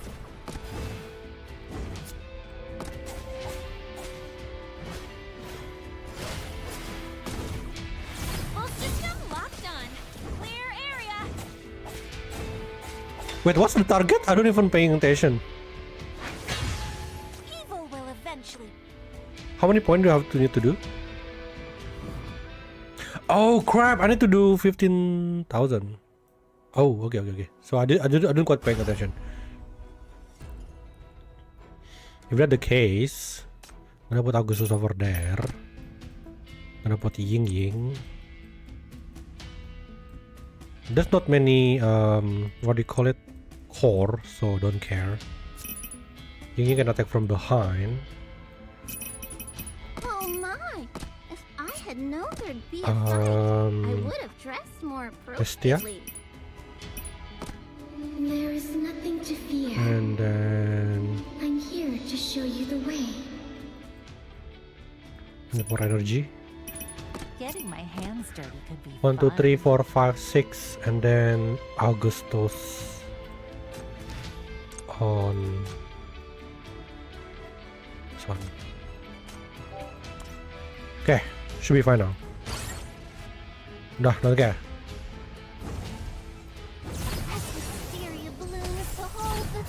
So Augustus can focus the one in the front. You can focus on behind.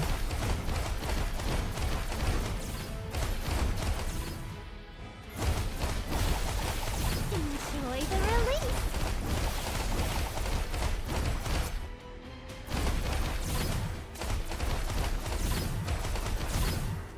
Vanish. Whoa! I didn't know that the animation is dead. Whoa. Wait, I cannot kill this one? Oh. It's actually really cool. Enjoy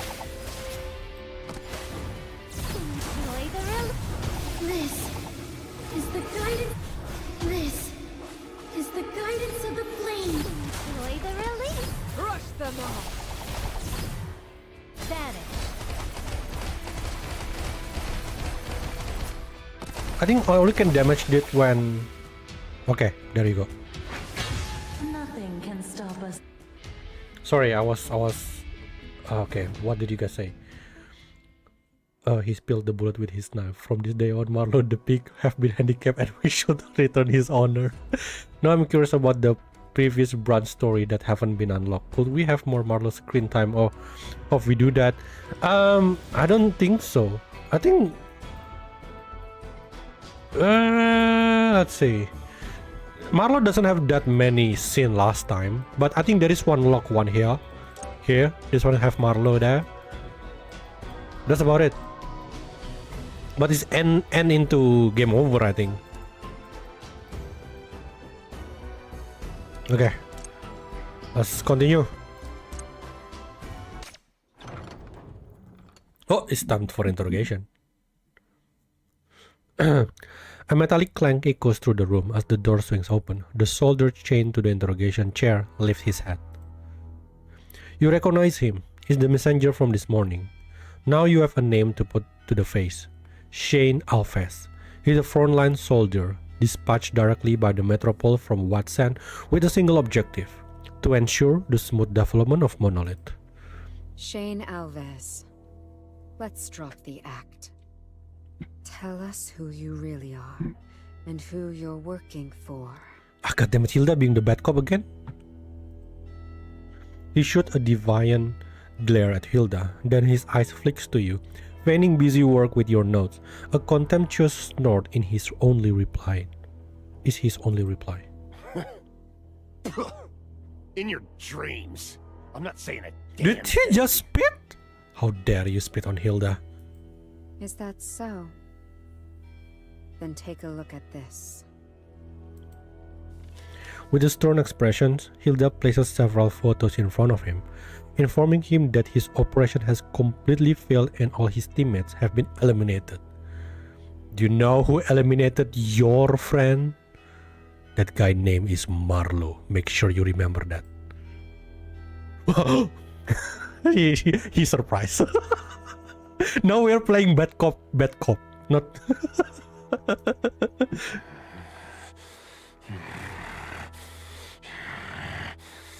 Damn you! Damn! Seriously, all that preparation and all you said is damn you? I was expecting something else. That is a torture chair, right? Yes, it is. A wave of crimson fury sweeps up Shane's neck and floods his face. His eyes bulge with uncontainable rage, and he unleashes a blistering tirade, his words devolving into a coarse, incomprehensible outland language. Hilda waits, a statue of patience, until his rage spends itself on the sterile room air. Only then does she utter a single soft word, a city-state name you don't recognize. How did you know? What? Who? Language gives you away. You slip back into it when you're emotionally charged. What? Who? What's the name? Hilda speaks softly as if stirred by a personal memory. I remember that city-state. Your people needed hypercubes and requested aid from the metropoles. After the agreement was signed, it became a subordinate city to Surveil. That was over a decade ago. Maybe for a twist or a setup.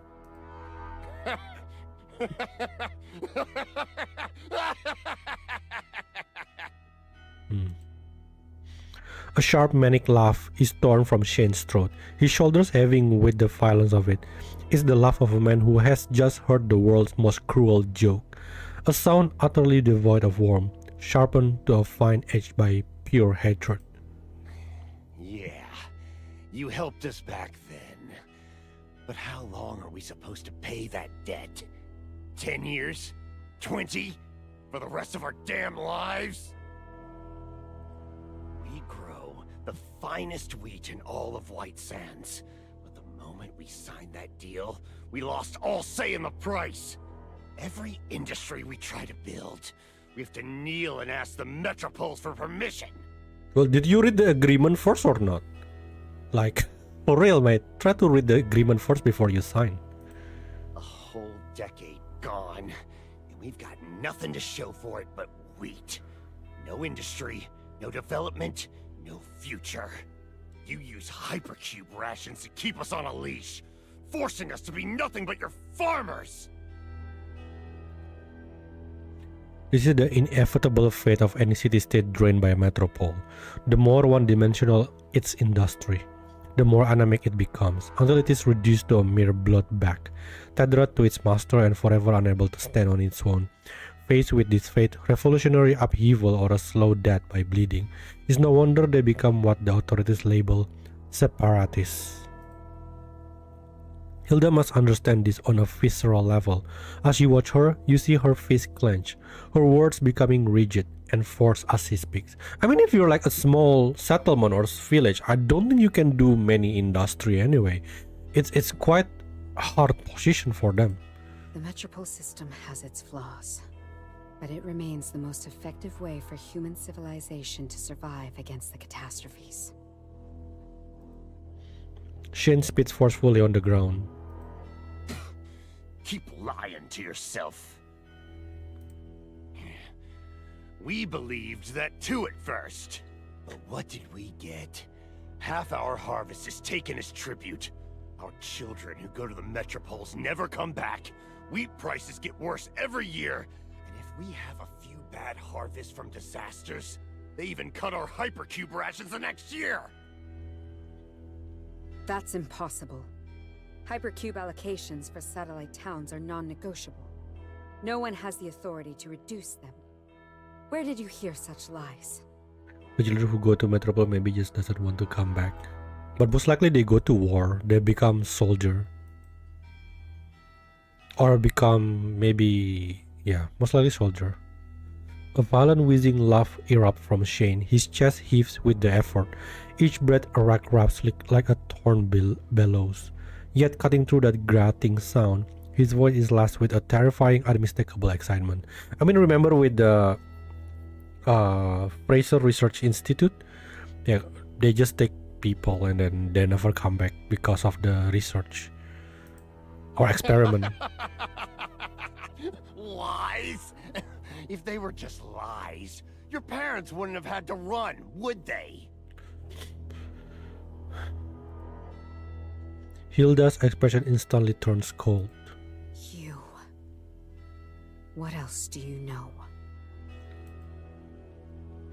Shane lifts his head, a divided and twisted smile creeping across his face. That person was right about you. This gets under your skin, doesn't it? You're dying to know more. Fine. I'll tell you. 10 years ago, a man from Metropole came to my hometown. Said he was secretly researching the real conditions of satellite towns under the Metropole system. What a dedicated guy. He spent months visiting over a dozen towns like ours. promised us his wife was a counselor who could definitely bring our situation to the higher-ups. He wrote a long report detailing all the flaws and dangers of the Metropole system. Warned that both this city and the satellite towns were sitting on a powder keg ready to blow. Then, well, you know what happened? He got an arrest warrant. Branded a traitor. Until there was no place left for him in the Metropole. Enough. Hilda lunges to her feet, sensing the damning words about to leave Shane's lips, but his voice explodes over hers, a roar of raw defiance that drowns her out. So they went to this city and personally lit the fuse! A spasm of agony seizes him, twisting his facial nerves. The manic triumph in his smile warps, contorting into a terrifying, grotesque mask. They started the war! And their daughter, the one they had to leave behind, got brainwashed into becoming the Metropole's most obedient, most loyal dog! I said, that's enough! Hilda's voice shakes, with a low, chilling menace that seems to darken the very air. Believe what you want. Either way, you've only got two choices. Believe your parents were real traitors, or admit the Metropoles are actually a rotting pile of garbage. This city's the only one who got the spine to resist being swallowed whole by you people all this time. Oh.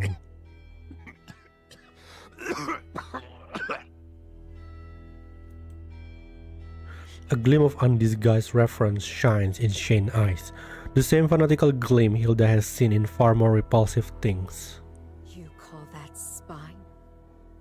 This city abuses hypercubes to warp the anomalous power and distort life itself, turning soldiers, even infected civilians, into monsters, neither human nor beast, then throwing them onto the battlefield. Even if they win, what kind of twisted victory is that? You made us do it! Don't forget the Nirvana massacre. You fucking bastards have no right to judge anyone! The Metropole should have fallen long ago. You people, rotten to the core, just wait to be slaughtered by this city!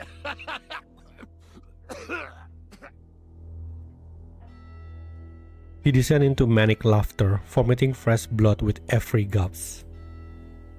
Stop him! He's trying to bite his tongue! Don't you dare die! With lightning speed, Hilda lunges forward and seizes Shane's jaw, her grip brutal and final. Who organized your group? Who gave you the intel on the secret passages? As her own emotions surge, a flash of mania responds. Black, spike-like shards erupt through her gloves, piercing deep into his jaw. Instantly, the dark sludge recognizes a hose. It surges into the wound, a torrent of living shadow rushing down his throat. No! What? Hilda recoils, snatching her hand back as if burned, but the damage is done. Mania has already burrowed upward, shattering his jaw from within and tearing his mouth apart in grotesque, silent scream. Under the interrogation room, pitiless white lights, his face is frozen in a monstrous gaping ruin. Whoa! How pathetic! You've been so thoroughly deceived. That's not very convincing. We will have vengeance. We will be free. We will destroy the hegemony. We will have freedom. Don't do villain role, Grandma. Shut up, Juliet.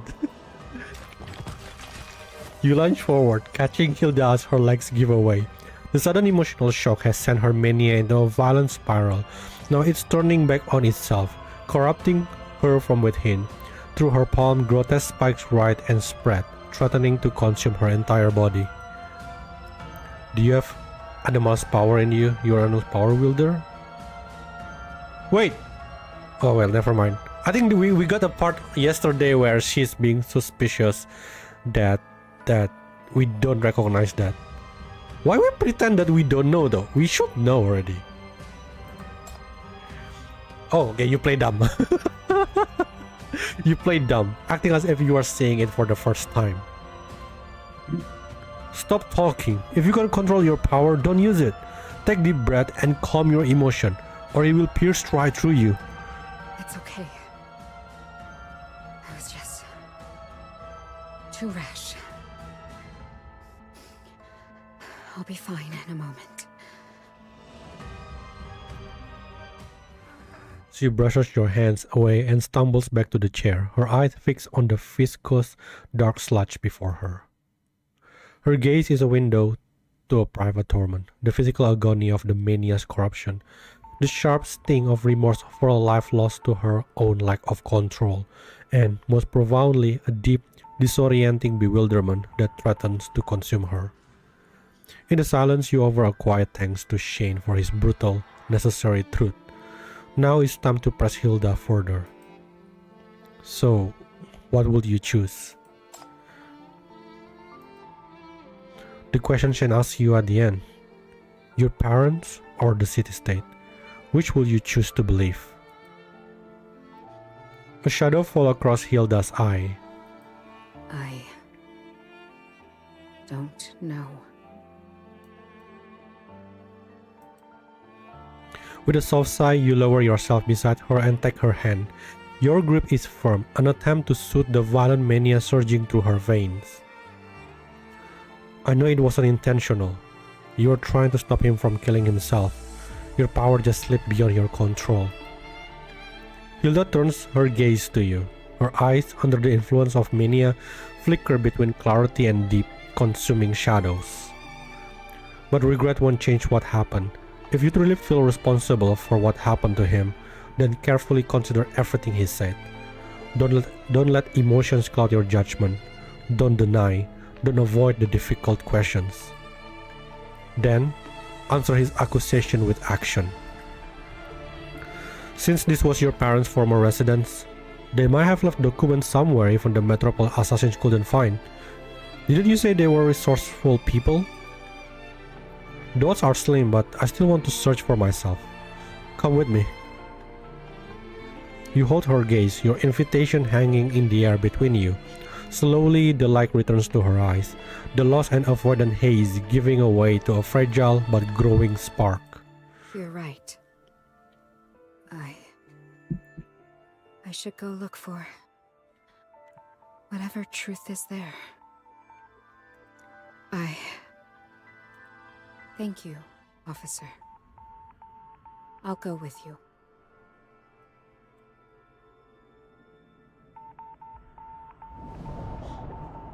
Obtain item. This is the moment when our feelings change usually. Was that? People before Carnival Explosion didn't know much about Mania. Oh, did you didn't ask something? Why do we have things about Shane though?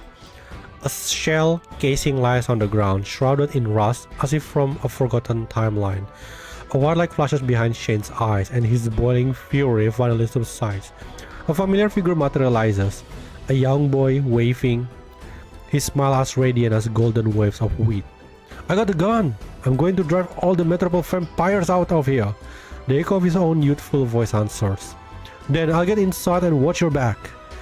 Abruptly, the boy's apparition shatters into fragments, leaving only the cold shell casing to strike the ground with a hollow echo.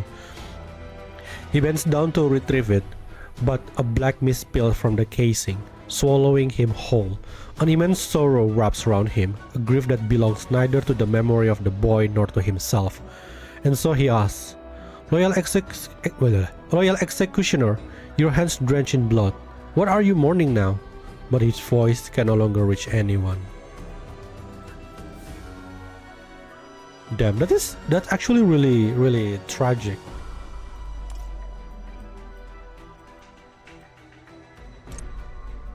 Who will bloom under my sword today? What? Why Grandma Coco suddenly talking there? You and Hilda returns to the room that was once her parents' office, now repurposed as the Monolith Research Lab. From scattered details, you've pieced together that her parents defected from the metropoles, were granted asylum in the city as cryptographers, and ultimately settled here. If they left anything behind, this room is the most logical place to find it. You watch Hilda quietly, noting her apparent lack of hope. Oh, is it time? I'm just gonna look for the hint. If they left anything for me, it will be here. Where should we begin? I've already turned this entire estate inside out and found nothing. Even if my parents did leave something behind, the city-state authorities have likely taken it by now. You scan the room. While everything appears unchanged, you detect a faint trace of mania hangings in the air. It feels like a lingering resonance, persisting through time. If you're going to find anything, these faint traces are your best starting point. Okay. With older Kaiser. How dare you? You focus, attuning your senses to the subtle mania fluctuation in the room. They pull your attention, guiding your gaze directly toward the wall clock. This has to be important. The wall clock and time itself. Hilda, do you have any memories with your parents about this? Memories about time with your parents. I just remember the decryption games we would play when I was little. Our set time for them was every night at 9:21 p.m. Oh? Can we change the thing? You detect a concentration of mania residue around the central fireplace. Searching through the nearby items, your finger brushed against a copy of The Wilderness. What about this poetry collection? Does it connect to them? The Wilderness. This was the first code book they used to teach me. We had our own set of encryption rules. I still remember them. If they left any encrypted information for me, I should be able to decode it with this. Okay, so 9:21 p.m. You trace the room mania to its source and are surprised to find it emanating from a radio on the table. You try switching it on and cycling through the frequencies, but the speaker yields only a low, persistent static. What about this radio? Any memories with your parents here? Perhaps, when I was a child, I was enjoy listening to a specific radio frequency with them. But I don't see how that connects to any information they might have left. You've collected all the clues this room has to offer. The only thing left is to piece them together. You truly believe these three items hold a message from them? I see the pattern you're trying to draw, but it feels like you are forcing the pieces to fit. I appreciate it, but you really don't need to comfort me like this. She looks too distressed to have any interest in what she sees as your puzzle games. Still, you decide to try anyway.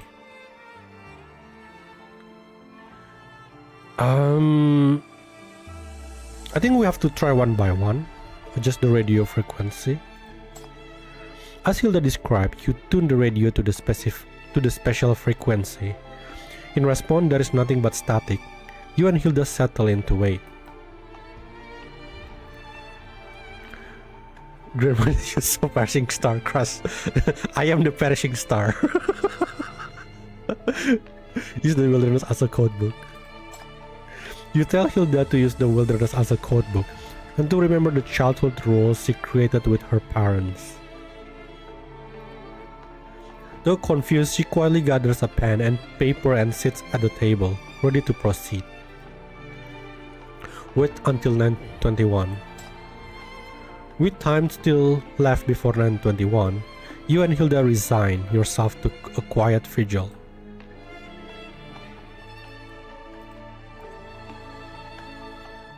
Okay. The two of you wait in the room, the silence between you filled with unspoken thought. The clock relentless ticking marked the passage of time until the moment arrived. The hands point directly to 921. Don't tell me there is gonna be something from the radio on 921. Night has fully fallen when the clock chimes and the radio hums with a faint new signal. The raw radio waves are filtered into a coded sequence that only you are meant to hear. Oh my, all this time? Hilda gets to work, capturing the signal with a recorder. Using the wilderness as her key, she deciphers the code in a hushed concentration, her hand moving steadily as she commits the decoded words to paper. Okay, we are so close to the truth. Dear Hilda, for so long the war and the interference from the metropoles have stolen our connection to you. Every method we tried felt fragile, even our encrypted channels.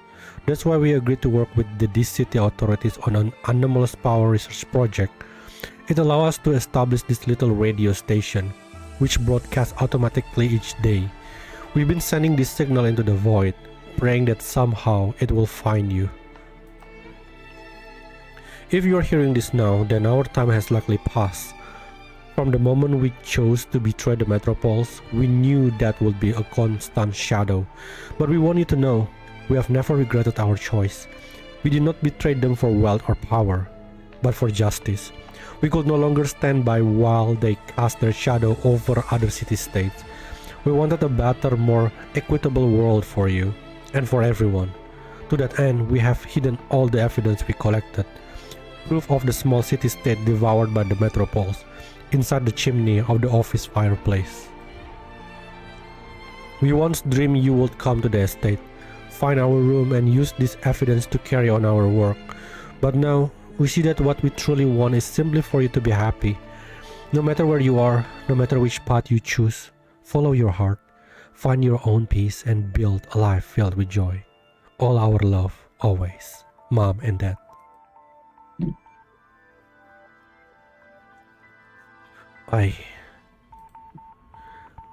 Please, I need a moment alone.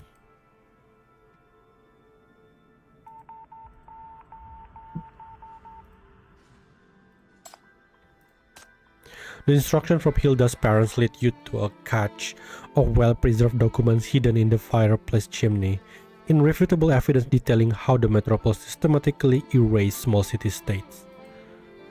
Hilda is sitting in silence on the sofa. Rather than disturb her, you simply place the documents on the table within her reach. Some things must be faced alone. The kindest thing you can offer her now is time and peace. Upright chariot. I knew the victory would be ours.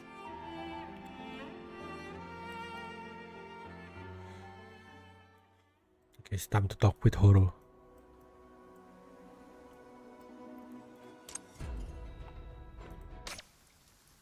Hi Horo. Did you know that Morse code in music means SOS? Was it? Did you decode the Morse code just now?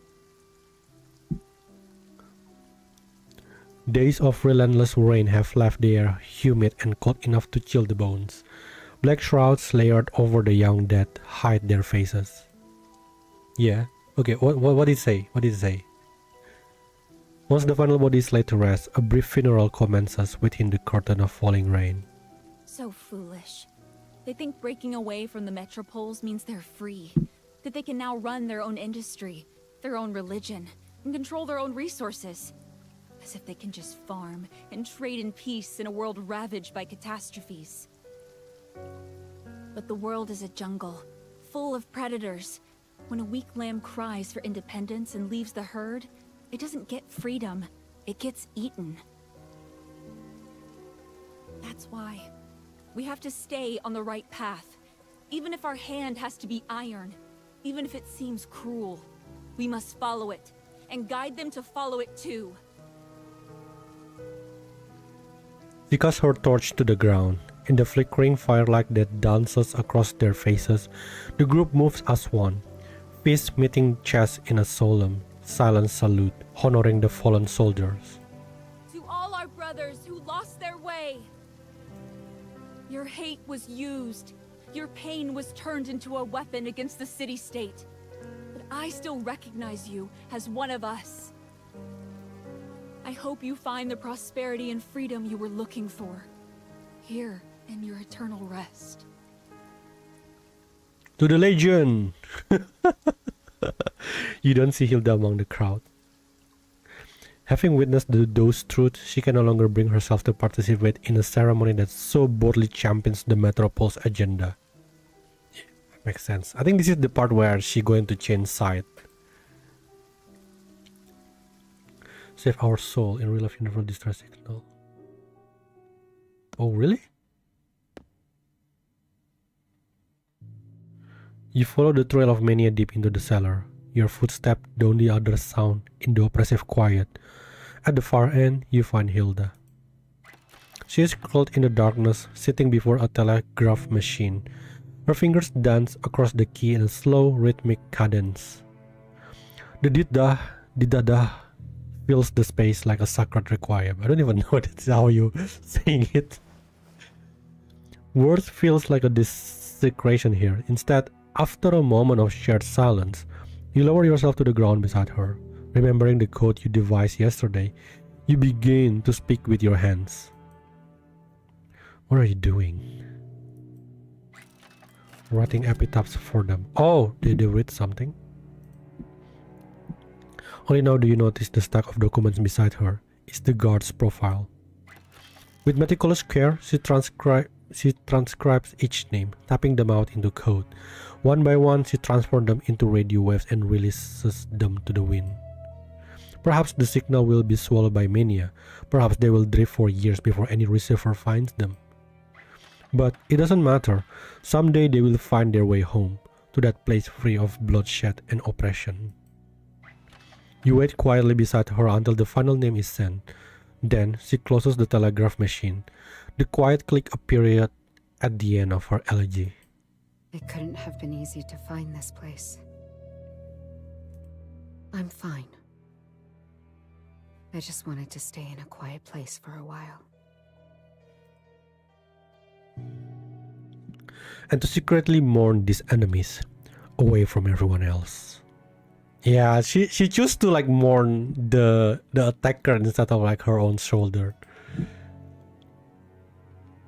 I understand. Here, I can hear voices from the past. When I need quiet, they keep me company. You mean there's ghosts? Can you really hear them? She leans in, her finger pressed to her lips. The earnest intensity in her eyes compels you. The world falls away as you still your breath and listen. In the newfound silence, the darkness itself seems to breathe, and then you hear it, faint, indistinct voices, rising like a whisper from the void. Sis, look! The railway from the metropole is almost here in the north. Soon you could see an art exhibition in the morning and be back with new books by afternoon. Their engineer says we can redirect the underground springs to the dry regions. We will finally be able to grow more food, feed more people in the satellite towns. Just think of how many children the medical program could save. The United University is opening enrollment soon.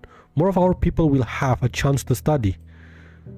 Listen, everyone, this is our next goal. We are moving forward, one step at a time, toward the ideal city-state. Damn. This is a crossroad for the world. In its street-side cafes, people peruse newspaper in dozens of languages, eagerly trading phrases from their homelands. All children attend school. Everyone has worked and received their rightful share. Theaters constantly debut new plays, and a laundry woman can walk proudly into a masquerade to dance with nobility. No wars, no conflicts. People of every rank fulfill their duties, yet still have the energy to enjoy their lives. Back then, it was the clearest vision of an ideal, an an indestructible lighthouse in the hearts of countless souls. But what remains of it now? Why are you holding us back?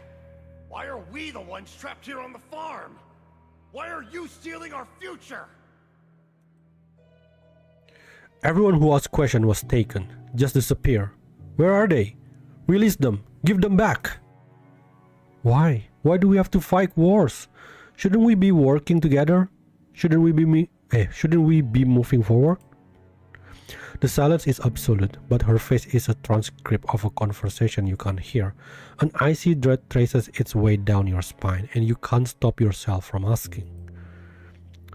What do you hear? They ask me if I still remember what the ideal city-state was supposed to be. If I remember the person I used to be. The one who fought side by side with them for a shared future.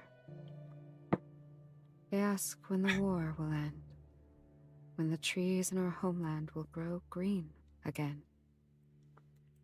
They speak of everything, except the reason they died. Her tone is deceptively calm, but you know better. These voices from the past are classic auditory hallucination, a direct symptom of uncontrolled mania that only emerges when a host's psyche is on the brink.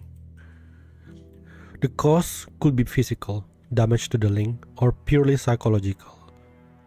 With the unshackled mania ravaging her mind, the origin matters less than the result. Beneath her composed facade lies a profoundly fragile mental state. She is just forcing normalcy, a performance as fragile as glass. With a quiet sigh, you move to sit closer to her. This question has been tormenting you, hasn't it? Why has our city-state become what it is today? And sometimes you wish it were you lying in that darkness instead of them. You listen as Hilda's breathing in the dark deepens, finding a more measured rhythm. It seems she is finally calming down. To be honest, I don't know how to answer you. I'm not even sure if what we are doing is right or wrong. We can only move forward until history renders its final judgment on us. It wasn't like this before. I still remember when I was young, hearing about the future from books, from my parents, from the news. Everyone said the future would be an ideal era. She narrowed her eyes, as if admiring the dust moths dancing in the darkness. Ever since the Nightfall, the metropoles have united settlements and city-states, providing aid for decades. I once saw towns on the brink of extinction, rebuilt with the metropole's help. Refugees fleeing from catastrophes would embrace each other in tears when they finally reached our gates. That same year, Savale proclaimed to all territories that if every city-state united and contributed what it could, even the greatest disasters could be overcome. Small states are not burdens, but our flesh and blood. Resources are not barriers, but bridges between us. If we stand united, civilization's light will burn away the long night, and humanity will rise again. She raises her hand, reaching for a memory, a ghost for something that was never there. At last, it falls back to her side, empty. Officer, I believe the evidence we've seen, but I can't dismiss everything the metropoles have done for decades because of a few isolated cases. Maybe we've missed something, or something's been hidden from us. The information we don't have might explain everything. That's really a long pause in between. You open your mouth, but find you have no words to offer. You understand that these recent revelations are feeble things against the fortress of her faith, a devotion built over decades. Beginnings are always pure, memories are forever gilded. You cannot fault her for clinging to the memory of those idealistic orators, and a metropole that once truly reached out to help the smaller states. To press further now would only seed suspicion. For today it is wiser to let the matter rest. That's alright. I was thinking the same thing. Hilda draws a deep, steadying breath, the ghost of a smile touching her lips. If the mole brought me this information, they must know even more than I do. I won't be shaken by this. Even if it's just to learn the whole truth. I'll find that mole and make them talk. I see that grin, but choose the option that makes him sounds cool. Sounds cool? I am cool. I need to know what kind of justice they claim to uphold, while sending so many people to kill me.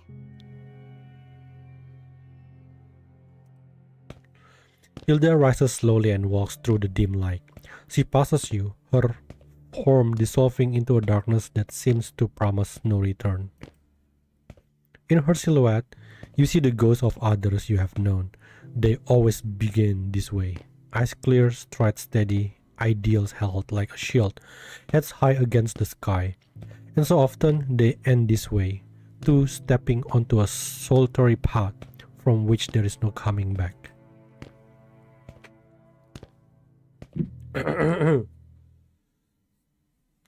Amidst the devastation of the main hall, the survivors have assembled. Helen, having foraged for food and ignited a surviving stove, now beckons the others toward the comforting circle of fire. Look, I have a suggestion. Instead of splitting into shifts tonight, why don't we all just stay here together? No, you stay alone. You sit there in the corner. So we can all keep a closer eye on one another, you mean? I mean, we can protect one another. The situation is still unclear. Staying in a group is the most logical way to ensure everyone's safety. Alright, see you, Julian. It's Thank you obvious. for coming. Is it early? It's already like almost 10:30. It's quite long. This event is quite long. Nolaine lets out a cold snort. A group is just a bigger target. I have no intention of dozing off only to have my throat slit by the person sharing my fire. Separately, we stay sharp. That's how you survive. And with today's chaos, the monolith research can't be finished. I assume Hilda would prefer some quiet to work. The location is irrelevant to me. The monolith's repairs are almost done. I can work from anywhere. Our priority now should be determining which arrangement is more likely to flush out the remaining mole. Just how many more we have? Hilda's voice is a soft veil over steel, her words needling straight into the hearts of everyone present. Perhaps we should put it to a vote? Look, there are exactly 5 of us. Was it? Yeah, it's only 5 of us. Right now the vote is locked, 2 against 2. As the 5th and final vote, the decision is yours alone. Stay together, split up. The thing is, like, I don't want to pick the option that Helen suggests, which is stay together. But it's the only option that I will, oh my god. I want to get to Hilda though, so we have to stay together. But it's Helen suggesting it. That's what makes me, crap. It's probably the wrong choice. Let's do this. Very well. I will retrieve the monolith files from my room. Helene and I can gather bedding and see what other provisions we can salvage. Together, yeah, I did choose together also.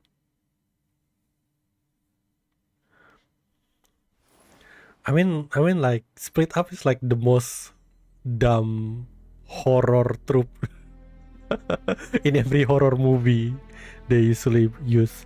After some time, the group has settled, each person creating a makeshift bed on the main hall's floor. A perimeter of distrust is suddenly established. Individuals space themselves apart but ensure they remain visible to all. But make sure our bed is close to Hilda, not Helene. Hilda then wheels out the monolith prototype, centering it in the hall. You realize that, aside from yourself, everyone else is witnessing the actual monolith for the first time. It stands waist high, a black metal box reminiscent of a small coffin. 4 screens are set into its sides, each with a corresponding keyboard. Its inner workings are partially exposed. Within the unassembled core, a cluster of electronic dials glimmers faintly under the light. Can I have your assistance to complete the final calibration process? Yeah, sure. Ah, of course. I was beginning to think you'd forgotten why you brought an old cryptographer along in the first place. Oh no, it does mean that like now the mall basically have their hands on the monolith? No trouble at all. After all, the monolith is the entire reason we're all here, isn't it? I feel like Manfi's still the most sus at this point. My expertise with mechanical systems isn't on par with Huck's, but I can manage the radio components. Hilda nods and hands out a stack of documents to everyone present. The final calibration requires extensive parallel calculations and data entry. Please review your assigned documents thoroughly, then input the data accurately into the corresponding monolith modules. Notify me immediately of any interface discrepancies or hardware errors during the process. I will make the necessary adjustments. I see now. So this is the monolith. Truly an elegant design. Leaning over the most confidential monolith schematics, Manfis lets out a series of impressed clicks of his tongue, absorbing every detail of the revolutionary design. Not purely mechanical rotors, but integrated with the latest computing technology. Yet, it still contains 12 interconnected rotors internally. On demand, several can generate false data to mislead the enemy, while its cyclical structure renders brute force decryption utterly useless. I have no idea what he's talking about. If we had had this device back then, our intelligence network would not have been so thoroughly annihilated. Augustus, that anomalous power wielder from Dis City. As long as she knows the strike coordinates in advance, her incomprehensible power can intercept anything. This alone stripped us of every effective deterrent we had. And that ghostly Reaper unit, always appearing where we were most vulnerable, tearing our defensive lines to shreds. But now... no matter. It is not too late. Once Dis City can no longer decrypt our messages, Augustus will lose her strategic advantage. Officer, I need you to take the night watch. Though everything lies in ruins around us, this is the final push. You can count on me. I would like to help with the monolith calculation as well. You're versed in the ciphers too? Very well. I can share some of my work with you. Is that gonna be put us on suspicion? Everyone gathers around the monolith and gets to work. The air filled with the quiet intensity of their calculation. It's going to be a sleepless night. Oh.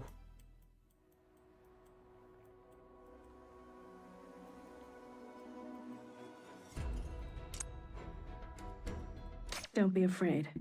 I won't let anyone hurt you. A hush quiet blankets the hall where everyone is gathered, intent on their individual tasks.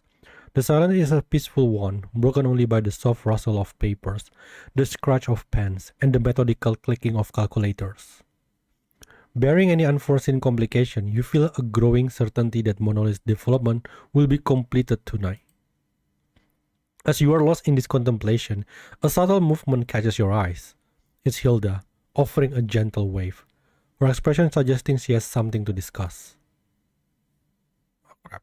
Wait, I need to go to toilet for a bit. Be right back, guys. Sorry.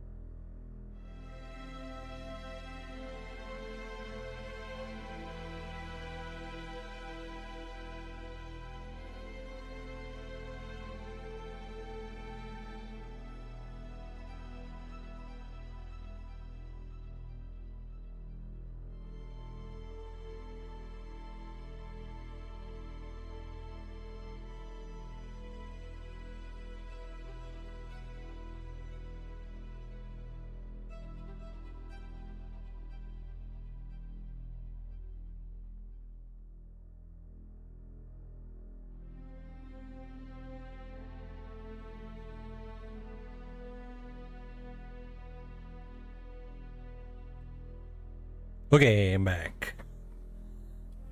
Time to start searching again.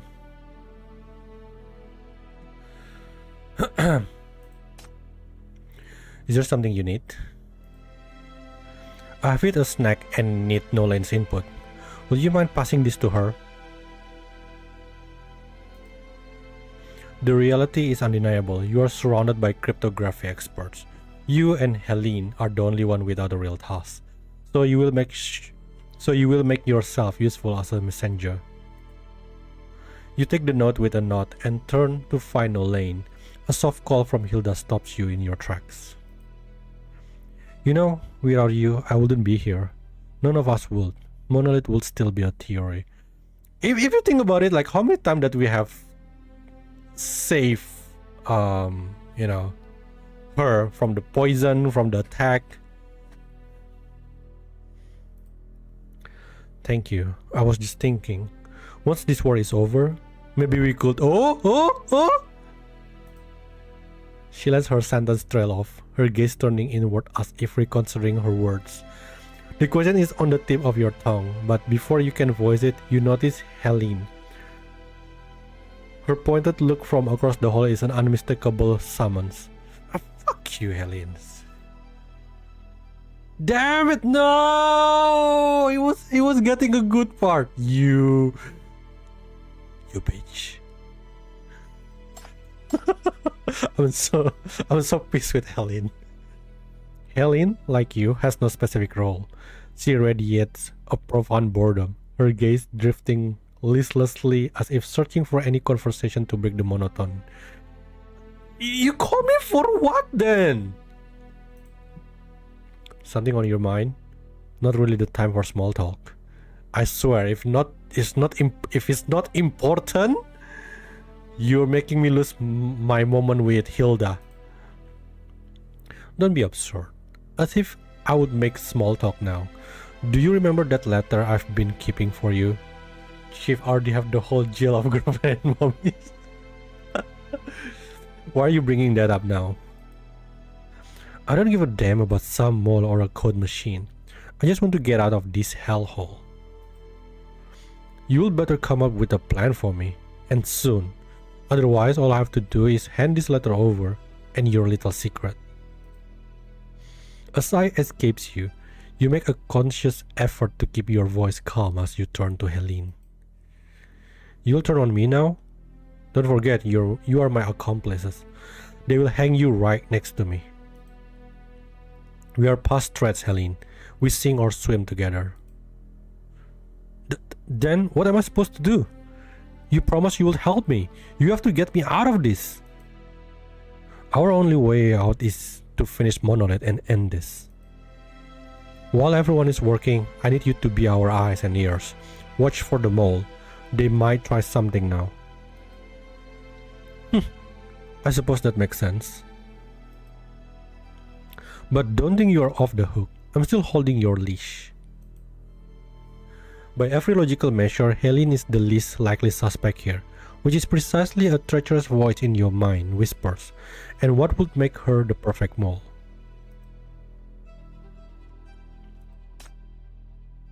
You try to hand Nolaine the note, but she is lost in a world of numbers, utterly oblivious to your presence. A wave of your hand in her line of sight earns nothing but an impatient swat, as if shooting a fly. Hey, don't bother her, that's just her way. Nolaine is a prodigy who solves problems by pure intuition. Once she focuses, the rest of the world simply falls away. If you need to speak with her, it's best to wait. In the meantime, why not keep an old man company?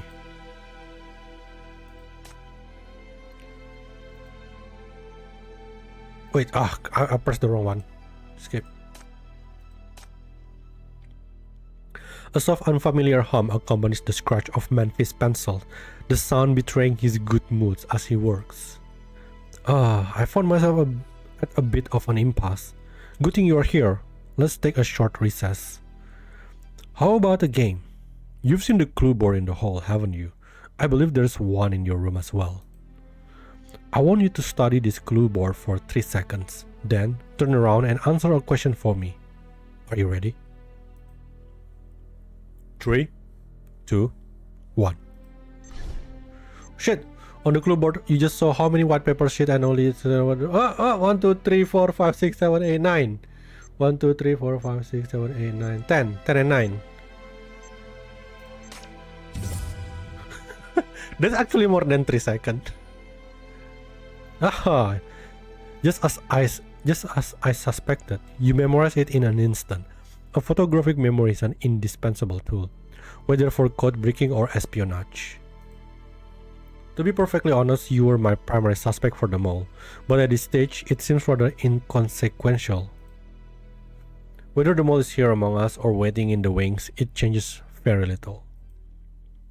So long as we complete the monolith and deliver it to the city-state, all of this will be settled. I see Nolaine has finished her part. Weren't you looking for her? Go on. Nolaine stands still. She blinks, her gaze lifting to meet yours as if surfacing from some deep internal abyss of numbers and logic. What is it? Hilda has a problem that needs your help. She asked me to give you this.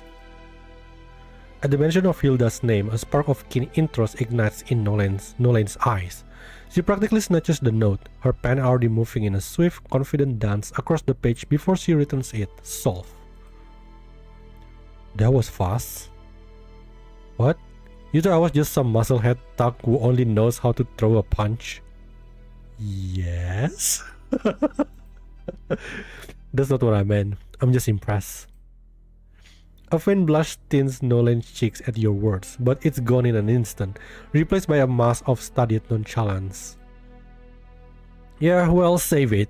Just take this back to Hilda. She's waiting. Out of curiosity, what made you join the cryptography department? Why do you care? It's none of your business. Choosing not to pry, you return to Hilda and hand her the solved note. Around you, the moonlight fades, leaching the color from the hall. As the air grows colder, you and Hilda pull your blankets close, settling in for what promises to be a very long night. Wait, are we sharing a blanket with Hilda? Got splashed!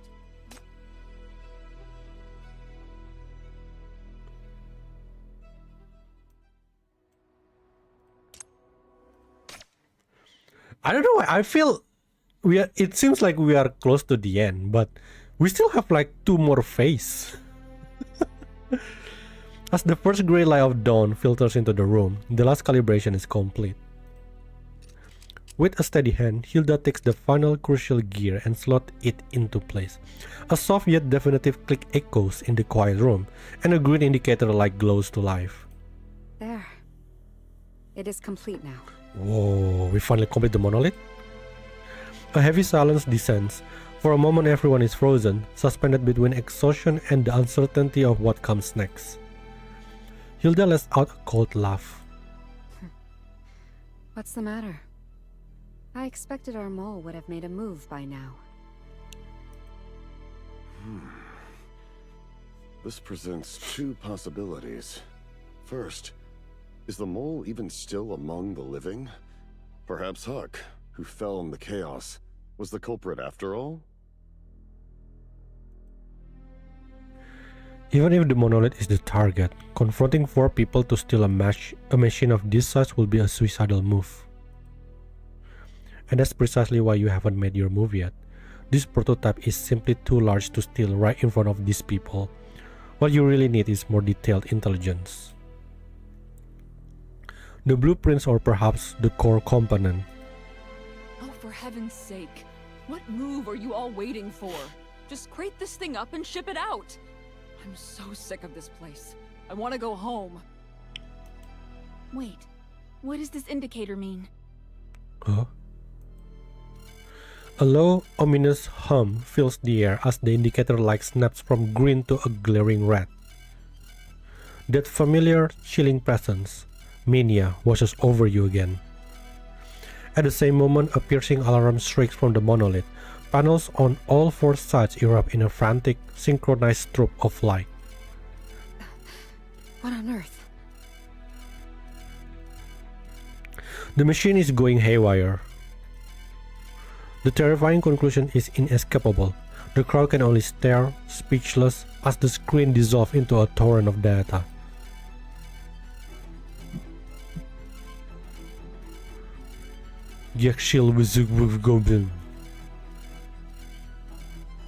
Oh, this is a code.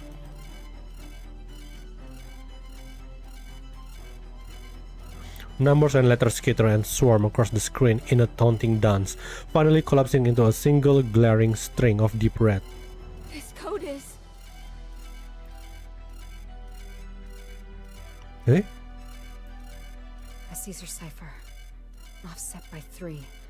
The first lesson for every cryptographer. But no one really like to use Caesar cipher, aren't they? I think they use it on Perfect Foot also. This is not a gift. It is your grave. 2. Huh? 2 hours until the monolith explodes. What?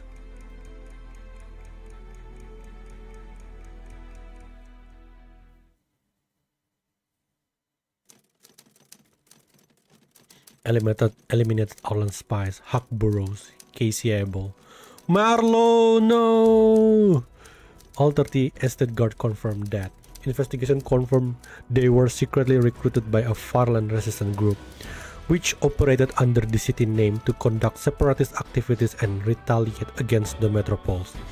The estate has sustained several structural damage. All previous entry and exit restrictions have been lifted. The monolith prototype has been compromised by the mole, currently awaiting decontamination and restoration. Keys obtained 3. Consciousness restoration 60%. Oh, it jumps quite a lot. Last time it's only like 20%. Unresolved matter. Among the 3 remaining people, who is the mole? 3. Interesting. It's quite interesting because Chief doesn't include Hilda anymore.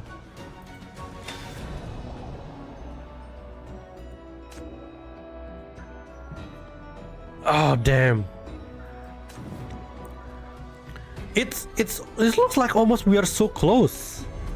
Okay, let me just finish this, and then I'm gonna check the Bureau archive, like how long that we have been progressing for this day.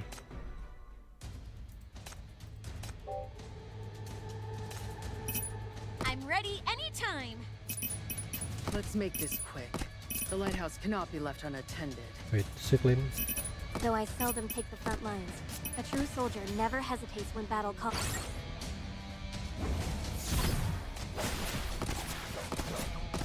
Crush them all! Die. I wish sometimes they are more difficult, but maybe the pick that spot will be. It seems we... Like, I want... Unlock complete event and story mode. What happened if we unlock all of them? Is this like symbol of her memory or something? What is this actually?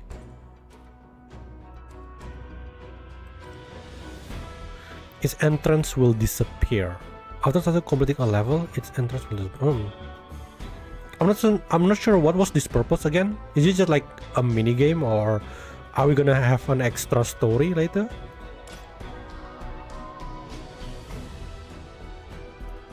Okay, regardless, I feel like we are getting closer and closer to the truth. So far, the one that hasn't been, I would say,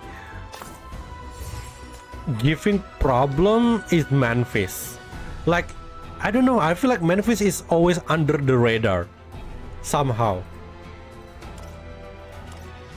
Like, it's not very how to put it, noticeable, which is, again, according to Edward, that's like the perfect spy. So it could be Memphis. The old man is always sus. As you said, Trubo. Okay, let's see how long that we have been progressing. It's been 47. Wow. It's today is almost 3 hours also. 47%. Damn, this is a lot of things. Oh, I think this is 51. Now suddenly rise to 51. I think if I unlock some of this, it will increase. You know? Also, I don't know if you notice or not, but Hilda has her own what do you call it? Libram. It's called Sequester.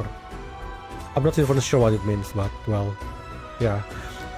I'm still waiting the day that they're going to update this art. Like, come on. I think it's about time they update the art, right?